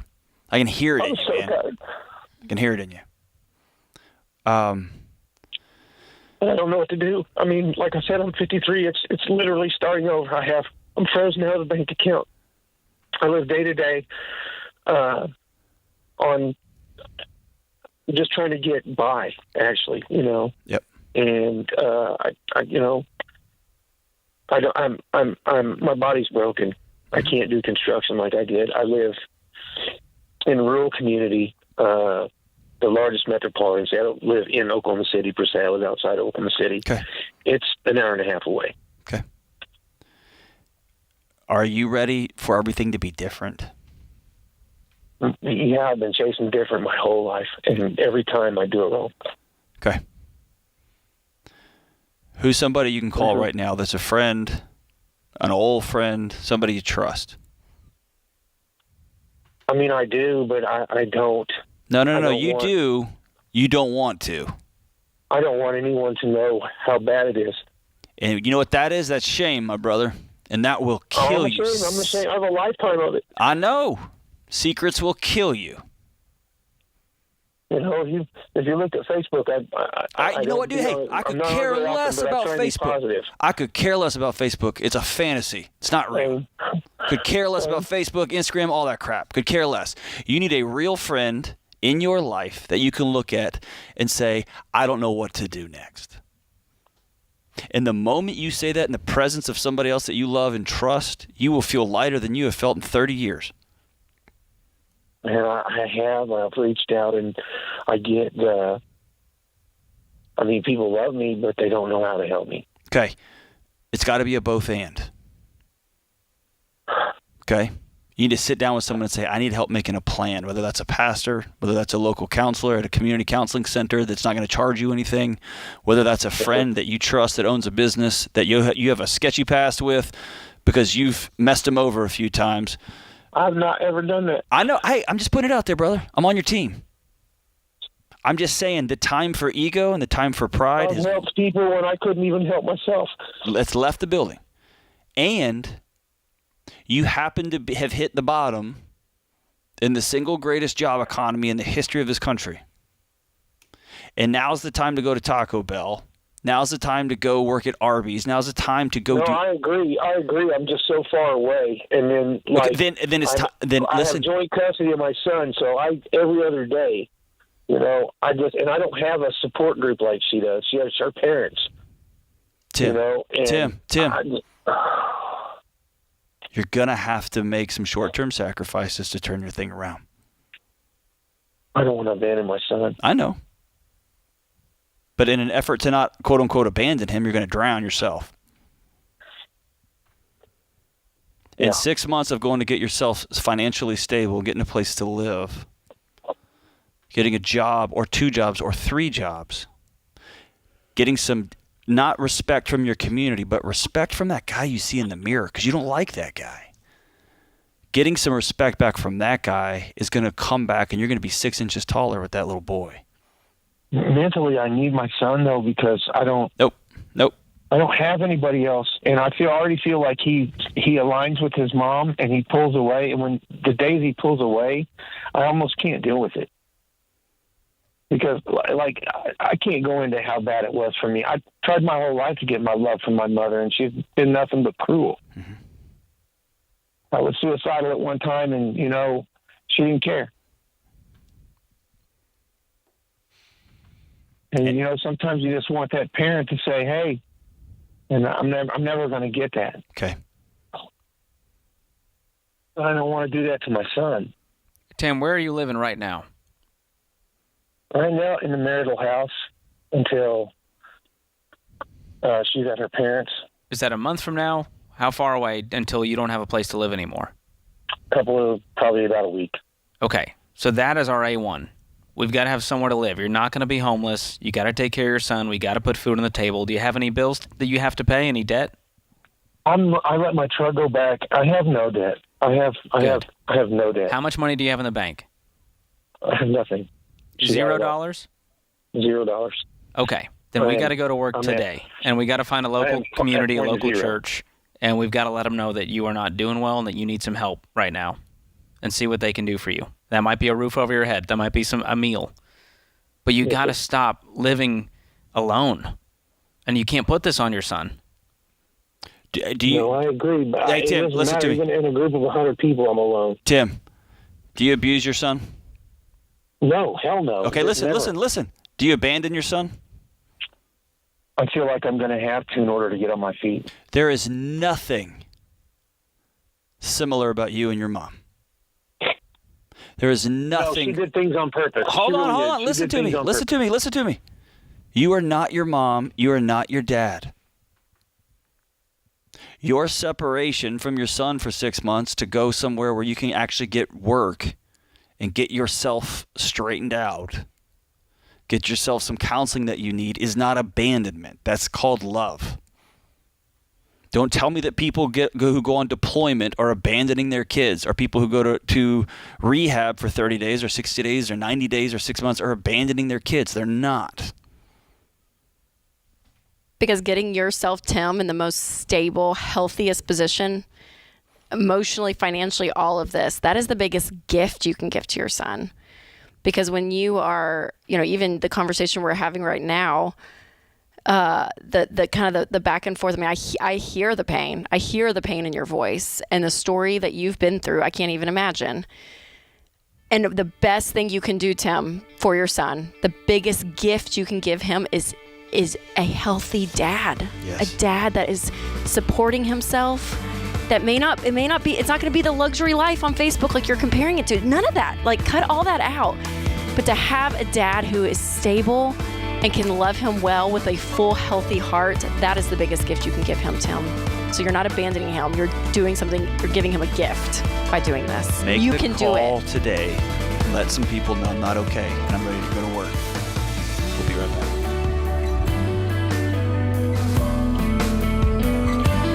Hey, it's John Deloney, co-host of The Ramsey Show. Did you know over 18 million people listen to The Ramsey Show every week? A lot of those people listen on one of our 600-plus radio stations across the country. To find a station near you, go to RamseySolutions.com/show.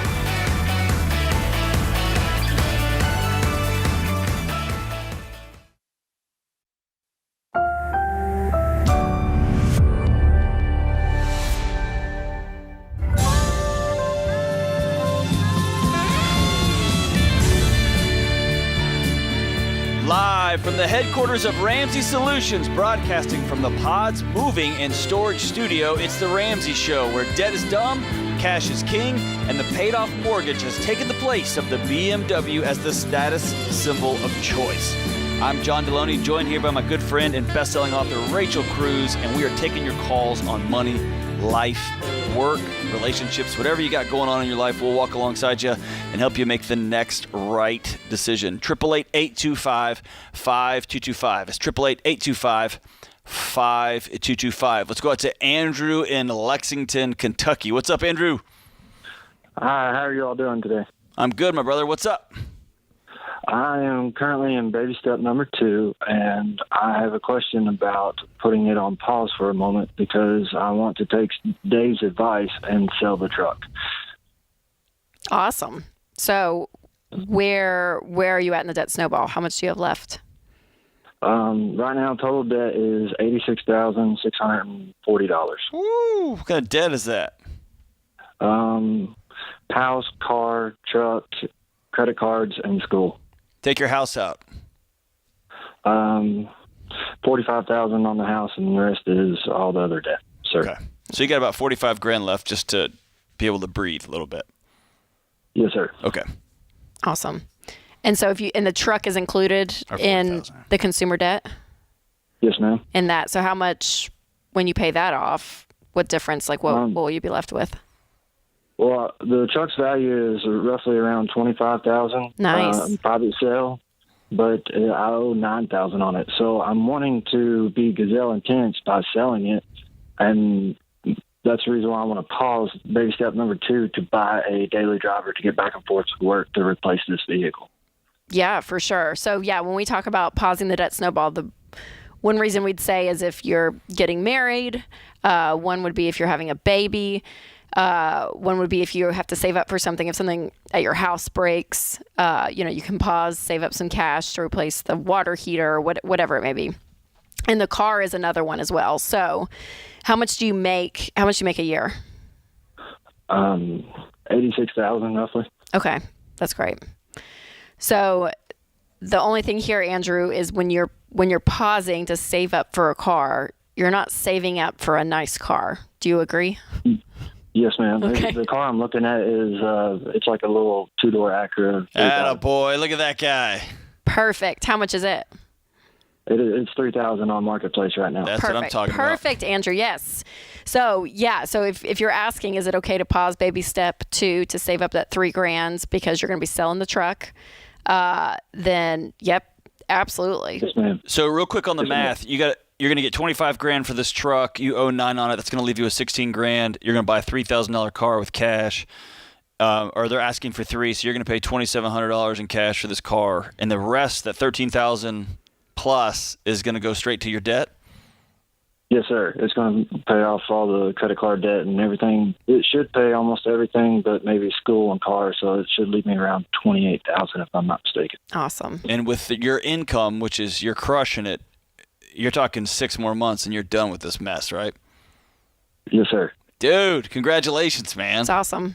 Way to go. So all that Thank transaction and stuff. So what's your plan though? To pause for like a month just to get all this settled and I'd say pause everything? for 13 seconds, right?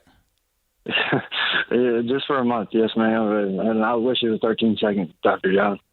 But I mean, the pause should be just as long as it really. With the transaction with the bank, getting the money, putting the money over, buying the car, making sure the title's good, like like that. Just the groundwork. I just threw out a month. It could be 2 weeks. 2 weeks, yeah. Okay. The groundwork to transition. Correct, Andrew? We're on the same page, right?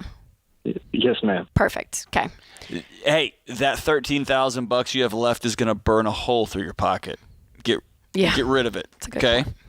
Get rid of it on debt. Yes, sir. Here's my fear about pausing for a month is you sell your car, you get $25,000, you go to the bank and you get your title, you turn all that stuff over, you got $16,000, and it's like, this is nice. Well, that could be a $5,000 car. Let's get a $10,000 car, and all of a sudden, man, it's not quite as it's cracked up to be. So I love that you have it already picked out. That's disciplined. a great tip for people listening that are in this exact same position. Like, find the car and be like, this is the car, so that you don't do this lifestyle It's like going creep shopping hungry. of like, yeah. Don't do that. It's not like this lifestyle creep of, oh, well, there's a kind of a nicer one. We could just spend $2,000 more and get that.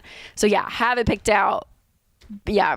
Be focused on it, Andrew, and that's great. That's awesome. I'm proud of you, man. I'm proud of you. All right, let's go to Orion in San Diego, California. What's up, Orion? Hey, how's it going? Outstanding. We're up against the clock, so get right to your question for me. What's up? All right, cool. So I'm married. I have 2 sons, 2 years old and a 10-month-old. And my wife and I, we want to move next spring up north to Washington. Okay. We're talking to lenders. And we got approved for $350,000, and I have 92 in a mutual fund, and another 22 in another mutual fund, and about $7,000 in savings. And so I wanted to know, is it wise to use those mutual funds and put it all down on a house, or I mean, like what? Like what? I'm just looking for advice on that because I'm kind of stuck. Yeah. Do you have any other just liquid savings besides the $7,000? Everything else is tied up in investments? Correct. Okay. Are those retirement mutual funds, or are they just off to the side? They're just off to the side. One was one that my grandmother was saving up for me for a while, and then the other one started out at $100,000 from her life insurance policy that she left with me. Okay. Do you have a retirement somewhere else with something else? Yeah, so I got my 401k that I'm starting. and I have 10% in my Roth, and then 5% in that, with about a 4% match on my 401k. Okay. I mean, how much will you for your house currently? What's your living situation? How will that change when you guys move? What do you owe in your house? How much is it worth? Yeah, we're living with her parents. They've been gracious enough to help us out, because I kind of went belly up when I was renting, so my wife could pay off all of her debt. I was trying to do it all. Okay. And she was able to become debt-free, so we are both debt-free. And our monthly payments on stuff we actually have to pay are just about $600. You broke up. Yeah, how much is it? Talk directly on your phone. $600 a month that we actually have to pay. Okay, so you guys have no debts. Your $7,000 is liquid with savings, I guess like for an emergency fund or something. And then you have all this other stuff. So,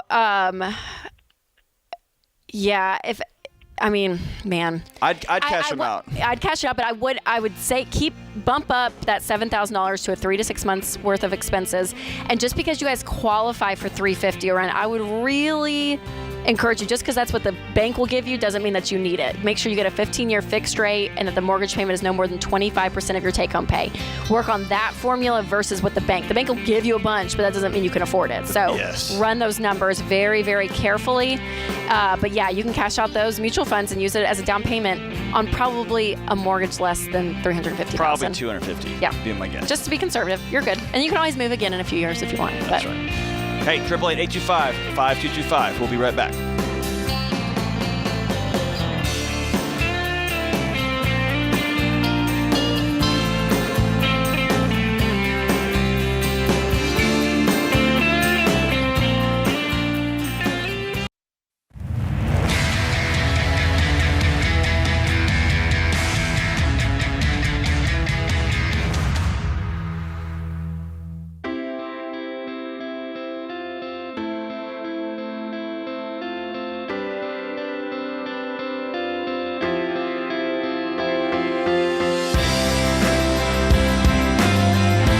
This is The Ramsey Show, 888-825-5225.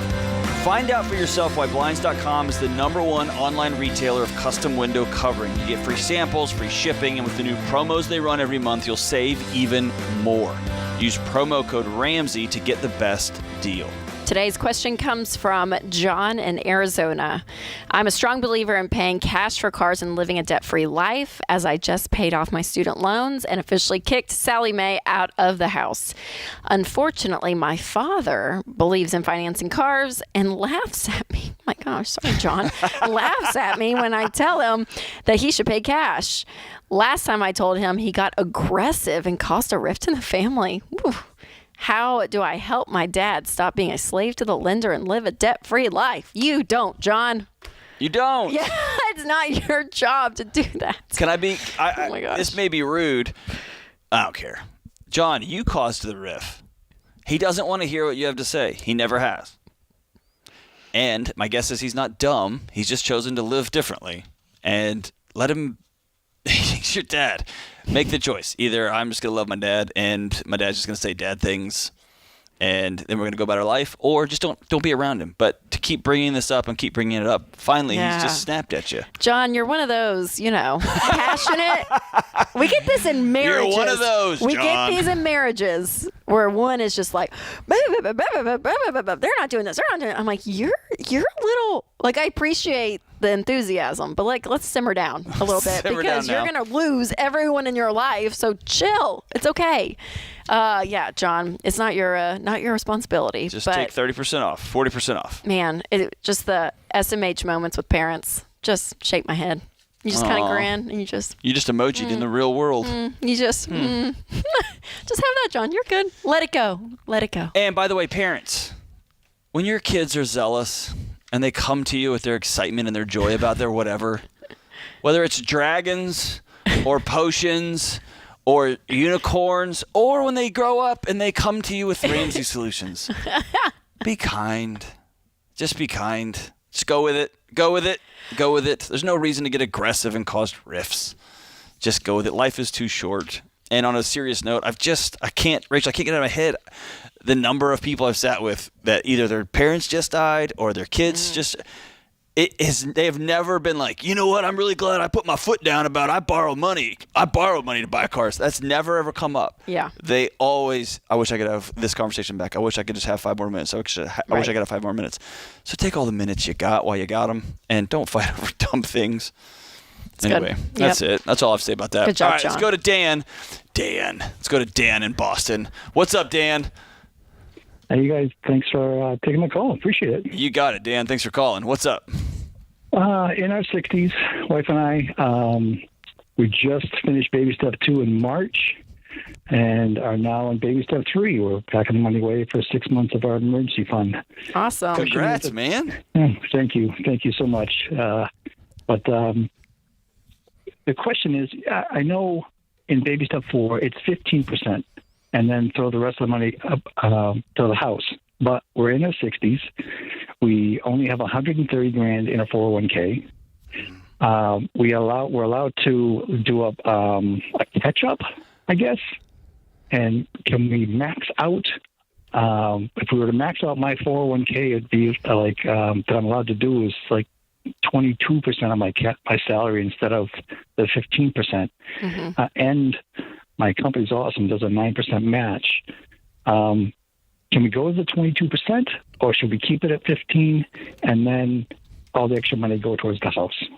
Yeah, at your age, I would go ahead and do the 22%. So once you can kind of hit that rate when you're where you guys are at, I would be investing more, and then you can throw the rest at the house. But I would, catch up as much as you can to retirement, because you guys are getting there. Do you have like the age that you really want to retire? Do you have that magical age? Right now, you wish you could. I want 62, but that isn't going to work. Yeah. How much do you owe on your house, man?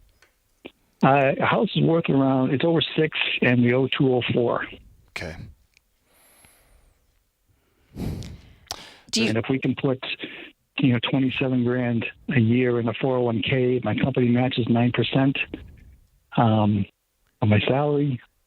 So that's, if we could do that for 7 years, yeah, that's a chunk of change. Yeah, and it'll at the rates, the historical rates, it will double about every 7.5 years on you. I also would love to see y'all get rid of that last lingering liability, which is your mortgage, as you head into retirement years. What is your current income? The both of us combined, about 140. Oh, fantastic. Okay. So you could max this out, and if y'all went after it for a couple of years, you could max out your 401 and knock this house out too. It would be hard. Of course it would. Dan, nothing's fun when you're trying to cross the finish line, right? Yep. But yeah, it would be really tough. But man, I'd love to just imagine yourself 65. You own your house, your $500,000 house outright. You're on your way to building retirement, and now you're having different conversations because you have no liabilities, right? You just got a tax and insurance bill at that point. Right. Right. Yeah, put you in a different position. My wife is pushing to go to 15% and just throw it all at the house to get it paid off. If you guys weren't at this age, then yes, I would agree with her. If we weren't at this age, yes. Yeah, it's an age thing at this point, and when you're able to kind of do the catch up on all the retirement stuff, I would take advantage of that. Okay. Cool.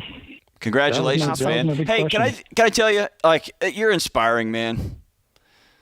Well, thank you. Not like one of the most common things I hear is I'm too young to do this, or I'm 55 and it's all over for me. I can't start anything new. And so to see somebody at 62 saying, no, I've been grinding, I've got this thing done, and now I'm going to the next step. That's awesome, dude. Yeah, we it was kind of scary because we finally got my wife's niece did this crazy thing. They got into a cult, and they started paying everything off and getting second jobs and selling the car. And next thing you know, she's working for the cult down in Tennessee. Oh, is she here? Is she a team member? Oh, she is. So fun. Yep. I thought you meant a legitimate cult at first. I was like, wait, they what? What? Are you talking? This is a legitimate cult. What are you talking? Feel free to leave. Dan, I'm not free to leave, man. Help, man. Help. SOS from John Deloney. Help, Dan. I mean, they had a really nice car and a crappy car, and they sold a nice car because they owed money on it, and they went down to one car and carpooling to work. But hey, as you got to listen to their story, you probably heard them smiling a little bit more and laughing a little bit deeper. Yep. Yeah. Yeah. Her name's Ashley. She works for you guys. So fun. Her parents started doing it, and then we started looking at this and we need to get out of debt. So I love it. It's crazy. As soon as we paid off our credit card, we had always had credit card debt. As soon as we cut it up, paid it off, I lost my job. Wow. And we're like, wow. Dang. So now we're in crush mode, and it just. And make a long story short, 26 months, $89,000 gone. Unbelievable, brother. So, and it's just, I can't tell you how awesome it is. And we've had a well go, we had a roof go, and appliances go. Our house is 20 years old, but we paid cash. That's amazing. How does that feel? People listening right now, Dan? It's awesome.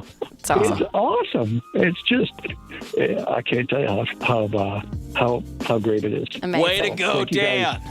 Dude, Great job. you guys are inspiring. Appreciate it. Thank you, my brother. It's never too late. All you have to say is, I'm going to make this happen. And then you got to go do it. Got to go do it. We'll be right back.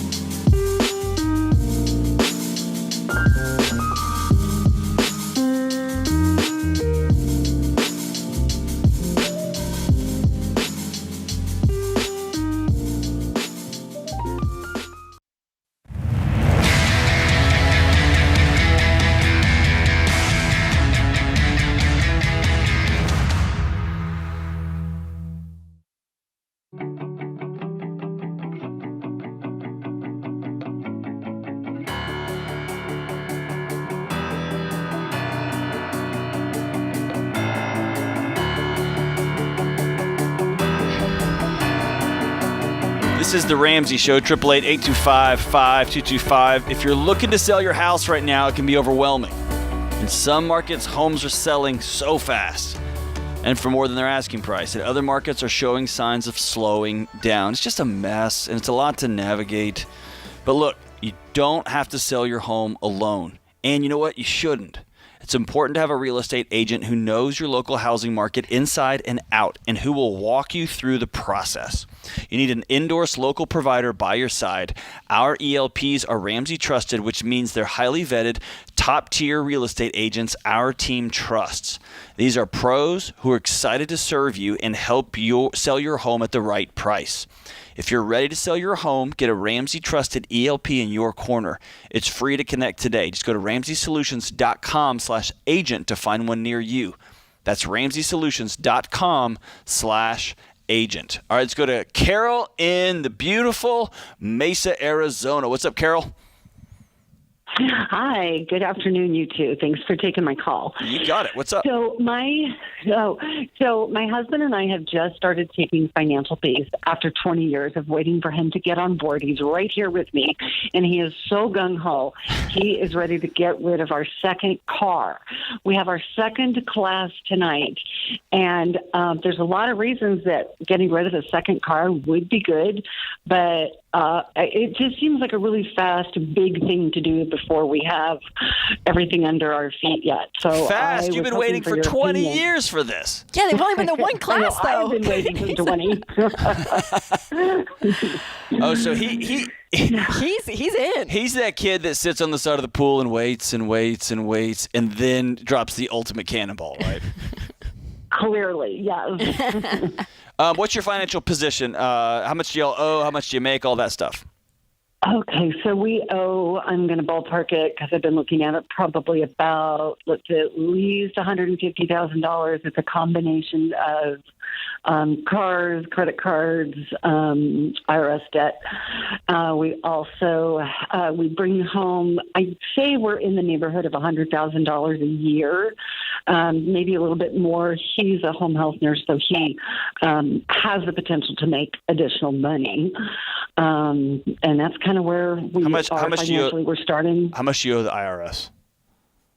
Oh, I really don't want to say. It's very embarrassing. Hey, we are way past that. What is it? We've heard it all, Carol. We've heard it all. I'm going to ballpark 100,000. No, that's too high. At least 70, maybe more. Okay. We'll say 75 to be safe, just to round it up. How much for of the second car is he going to sell? I asked that in a wonky way. How much money are you going to walk away from selling that second car?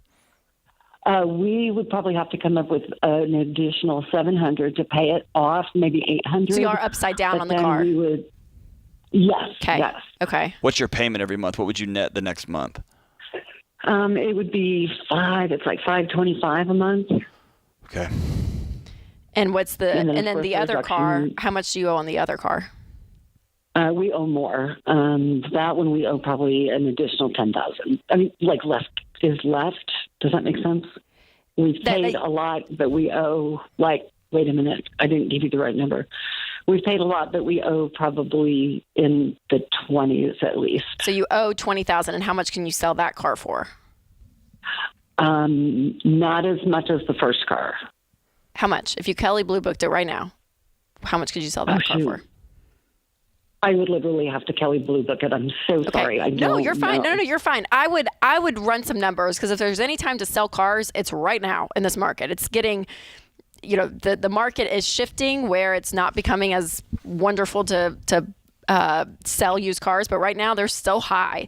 So I would look, honestly, Carol, at selling both and getting two beaters is what you guys can do. Now you're going to owe some money, so you're going to have to take out a small loan on the difference, but at least you just don't have that two massive car payments every month. That's going to free you guys up. So I would, because Carol too, because I'm looking at your numbers. You guys make 100, you owe 150,000, which I know a big part of that is IRS.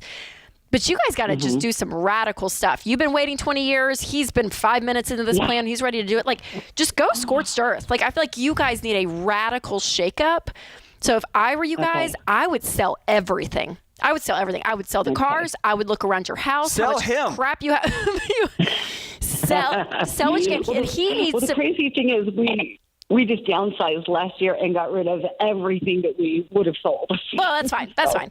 Okay, and then he needs to pick up extra work. I mean, there has to be a radical change here, Carol, because even though you've had this feeling for 20 years, you guys have been in the same habits and the same decision-making mindset for 20 years. So to change that, that's kind of like moving the Titanic. I mean, it's not like you guys are 25 and you're starting everything out. You're having to, for decades of what you've known is about to be uprooted. And I really, I mean, I would go extreme, Carol, just to shake it up in your spirits, just to say, we're doing this. We're doing it. Because here's the deal, too, Carol. You can always go. It's a little scary. It's a little scary. Terrifying. Yeah, but it's also scary to be $150,000 in debt, making $100,000. Good point. That's scary. Yeah. So here's the deal. It's stuff, okay? And that's what I want you to remember. This is all just stuff. You can go back and get you some stuff. We're not against stuff. We actually would love for you guys in a few years to buy awesome cars. Call us back and be like, look, we're debt-free and have awesome cars. That's great. That's what we want for you. But for right now, Carol, you guys need this. You need a massive shakeup. So I'd be selling everything and then cleaning up the IRS debt first. Yeah, that IRS debt really, I don't like it. Makes me super uncomfortable. Okay. Y'all need to go scorched earth to get rid of that one. Yes. I'm talking, he needs to work 7 days a week and get rid of that one. Yeah, you move that to the front. Top of the yes. Okay. And that's a big one, and it's going to be a pain to pay off because you're going to drop $10,000. You're going to just collapse and have 10,000. It's still going to have 60,000 left to go on it. I don't care. You got to keep grinding away at that one because they can start garnishing wages. I mean, they will. This is serious. Yes. So that's the only type of debt we say to move up on the debt snowball. Is IRS debt. So you guys got to clean that up, and it's going to help with getting these car payments out. That you won't have the car payments. You're going to free up some cash, and you're going to be able to feel the snowball rolling with both of you working. Carol, can I ask you a hard question? Okay. Maybe. Okay. Oh, I'm going to. You can just hang up on me. How about that? Hey, listen, I may be wrong here, okay? Are you somebody that likes the idea of things, but doesn't like the actual execution of them? Are you somebody who Googles workout programs, but working out is not fun? No, I just don't work out. Let me think here. Here's what I'm asking. I'm wondering if part of your husband's hesitation over 20 years is part he's a knucklehead, just like I am, but part he knows, oh, geez, we're going to go do this thing, and we're going to get into it, and Carol's not going to want to go all the way through with it. Well, no, I really do, because I do see that we absolutely have to make some changes to get to where we want to be. We are both on the same page finally. Awesome. So, yeah. So I guess I just need to feel the fear and do it anyway. Yes. Yeah. Yes. Hey, what scares you about it?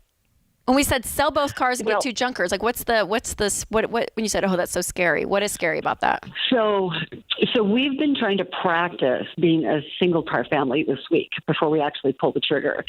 And so far so good. We've done 2 days, but today I have a commitment. I have to leave, very soon to go take care of this issue with one of my clients. And we opted to go ahead and do 2 cars today instead of stick to the one and figure out how to make that work with 1 car. If you've got mobile clients and he's a travel nurse, I don't see a way you can do. Y'all may not be a one car family. Yeah. So do two crappy cars. Sell them both and buy 2 $5,000 cars. Okay. And you're going to want to park 3 houses down from your actual client's house, because that's how embarrassed you're going to be about the car. And who cares? Let that be a motivator for you to grind and grind and grind. Yes. Rachel said it. You said it so good, Rachel. It is scorched earth time. It is shake the snow globe. It's no, don't shake the snow globe. Throw it up against the side of the house and blow it up. You got to do everything different, because the same normal has gotten you to this point. And to do the same and normal moving forward, you're going to stay in the same place. Blow it all up. Get radical with it. You can do it. Congratulations.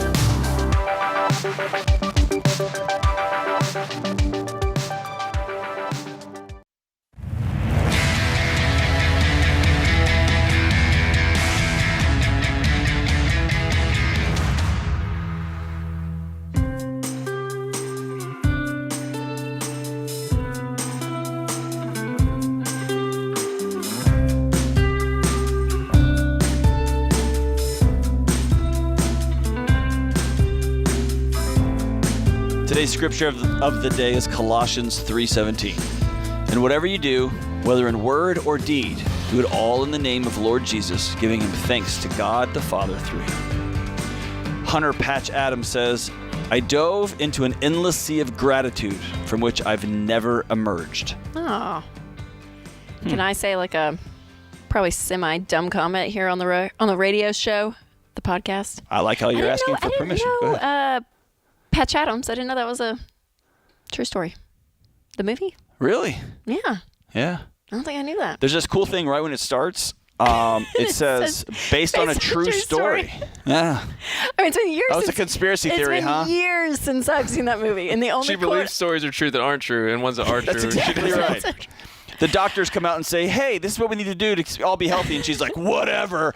And then a movie comes out. It's like based on a true story. And she's like, whatever. Whatever. Good job. No, I didn't know that. I just have a quote from that movie. It's the only quote that I know from that movie. And the old lady was like, I just want to swim in a big pool of noodles. Do you remember that? Nope. It's like they ask like what your dream is. And they send the old lady and she swims in a big pool of noodles. It's great. But anyways, never knew.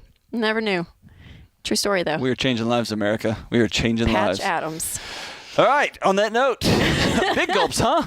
Pick them up. Let's go to Phillips in Dayton. What's up, Phillips? Hello. How are you? I'm excellent. How are you? Good. Thank you for taking my call. You got it. So right now, my wife and I are on baby step 2, and we're in the process of getting out of debt by next year. We'll be out of debt next year. So we're having a lot more discussion on getting a house once we complete baby step 3. Well, right now we just can't seem to agree on the idea of, a credit score and essentially why it's how it impacts your interest rate and thus your monthly payment and things like that.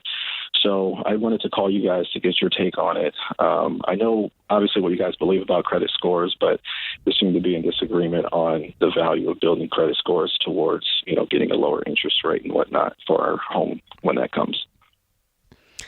Yeah, I mean, it kind of honestly, I've heard all over the map, depending on whether you go through a credit union, mortgage company, all of it, what kind of rate that they give you without a credit score. When they do manual underwriting, some we've heard that it can be a little bit higher. Some we've heard it's the same. And so it really is going to depend when you guys pull those numbers when you get close to it. But as you guys are getting out of debt, it's still, there's a mental shift there that when you say, I'm not going to live with debt, and you go through baby step 2, you pay off all of your debt, naturally your credit score is going to lower. So you guys will be using manual underwriting at some point because you are not interacting with debt if that's what you choose to do. But let me say this. Sheila and I had no debt, and as a part of I rented my home from the university where I worked. Yeah. And then when I went and bought a house, we haven't had debt for years. We had no problem. And so I haven't personally experienced that, right? Not having of it being a big issue. Not having a good relationship with debt. And it wasn't like I was making $1 billion or anything like that. Sure. It was just I just didn't run into the problem. And so I know there are people who sit down with their mortgage lender and walk away and want to point at this or point at that thing. If you're in good shape financially and you've got a good down payment and you sit down and you're buying a reasonable house, and if you have to go through the manual underwriting process, you have to. But I went through it recently and it wasn't huge. It wasn't the end of time. Yeah. Phillips, have you actually sat down with a mortgage lender yet? No, we haven't. I mean, we've talked to one just kind of briefly because essentially her credit technically is better than mine because right now mine was just lower. So they told us the difference of what the manual underwriting process would be, and how they would kind of base it off of mine because it's technically lower right now. It's not yet at that 0 point that you guys talk about yet. No, we haven't talked did you go to them through about Churchill? Specific numbers. Yeah, Churchill, yes. Okay, and so they said the manual underwriting would be a little bit higher? Well, no, they didn't say that. They didn't say like what the actual payment would be, and that's why I was calling. Okay. Yeah, I would sit down and say, hey, we're ready to get this process started, and let me put it this way. My wife and I have spent a lot of energy having hypothetical arguments that once we just got real numbers to real things, it settled the argument in an embarrassing way. So I would call and get some true data and say, all right, let's assume we're pulling the trigger here. What is this actually going to look like, and what are the dollars and cents of this? Yeah, and honestly, Phillips, where you guys are, you're still getting out of debt. You still want to save up an emergency fund, and you still want to save up down payment. You guys still could be 18, 24, however months out. Yeah. And even the Fed just raised the rate yesterday. So, I mean, like, things are just constantly changing in that world anyways. So, I would, if you want to do exactly what John said, I think that's great. Just to get the conversation You're going. Right. Don't do what I said. Do what Rachel just said. No, I think it's okay if you do. But just know life could look a whole lot different when you're actually ready to purchase a home. So just remember that because, again, I think we can get stuck in what today is, and that may not be the case. Who the heck knows what 24 months is going to be? In my world, in the mental health world, the nutrition and exercise space, this sounds like one of those worlds where people are arguing over macro percentages, like how many grams of protein, how much this and how much that. And they don't exercise, right? Like you miss the big thing and you start fighting over these little things. The big thing in Philip's home right now is let's get out of debt. Yes. Like that's the thing we can do right now. Arguing about something that's 24, 36 months is just bringing chaos into our home that is unnecessary at this moment. Totally. And kind of, I was going to make the point earlier and didn't really finish it in my head, but just this idea that, when you guys kind of like are like, do we kind of keep a better credit score here, kind of still play the game here just to get the credit score because we want the house, like all of that back and forth. Honestly, it's not worth it. Like, just saying we're going to be sticking to one plan, we're going to focus on this and go all the way through, knowing that we can still get a house at the end of it.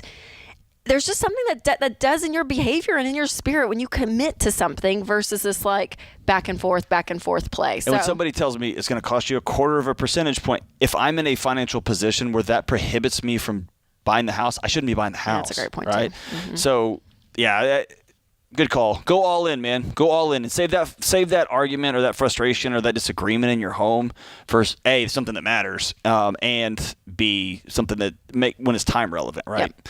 All right, let's take one more call. Let's run to Jason in Atlanta. Jason, we are way up against the clock, so get right to your question.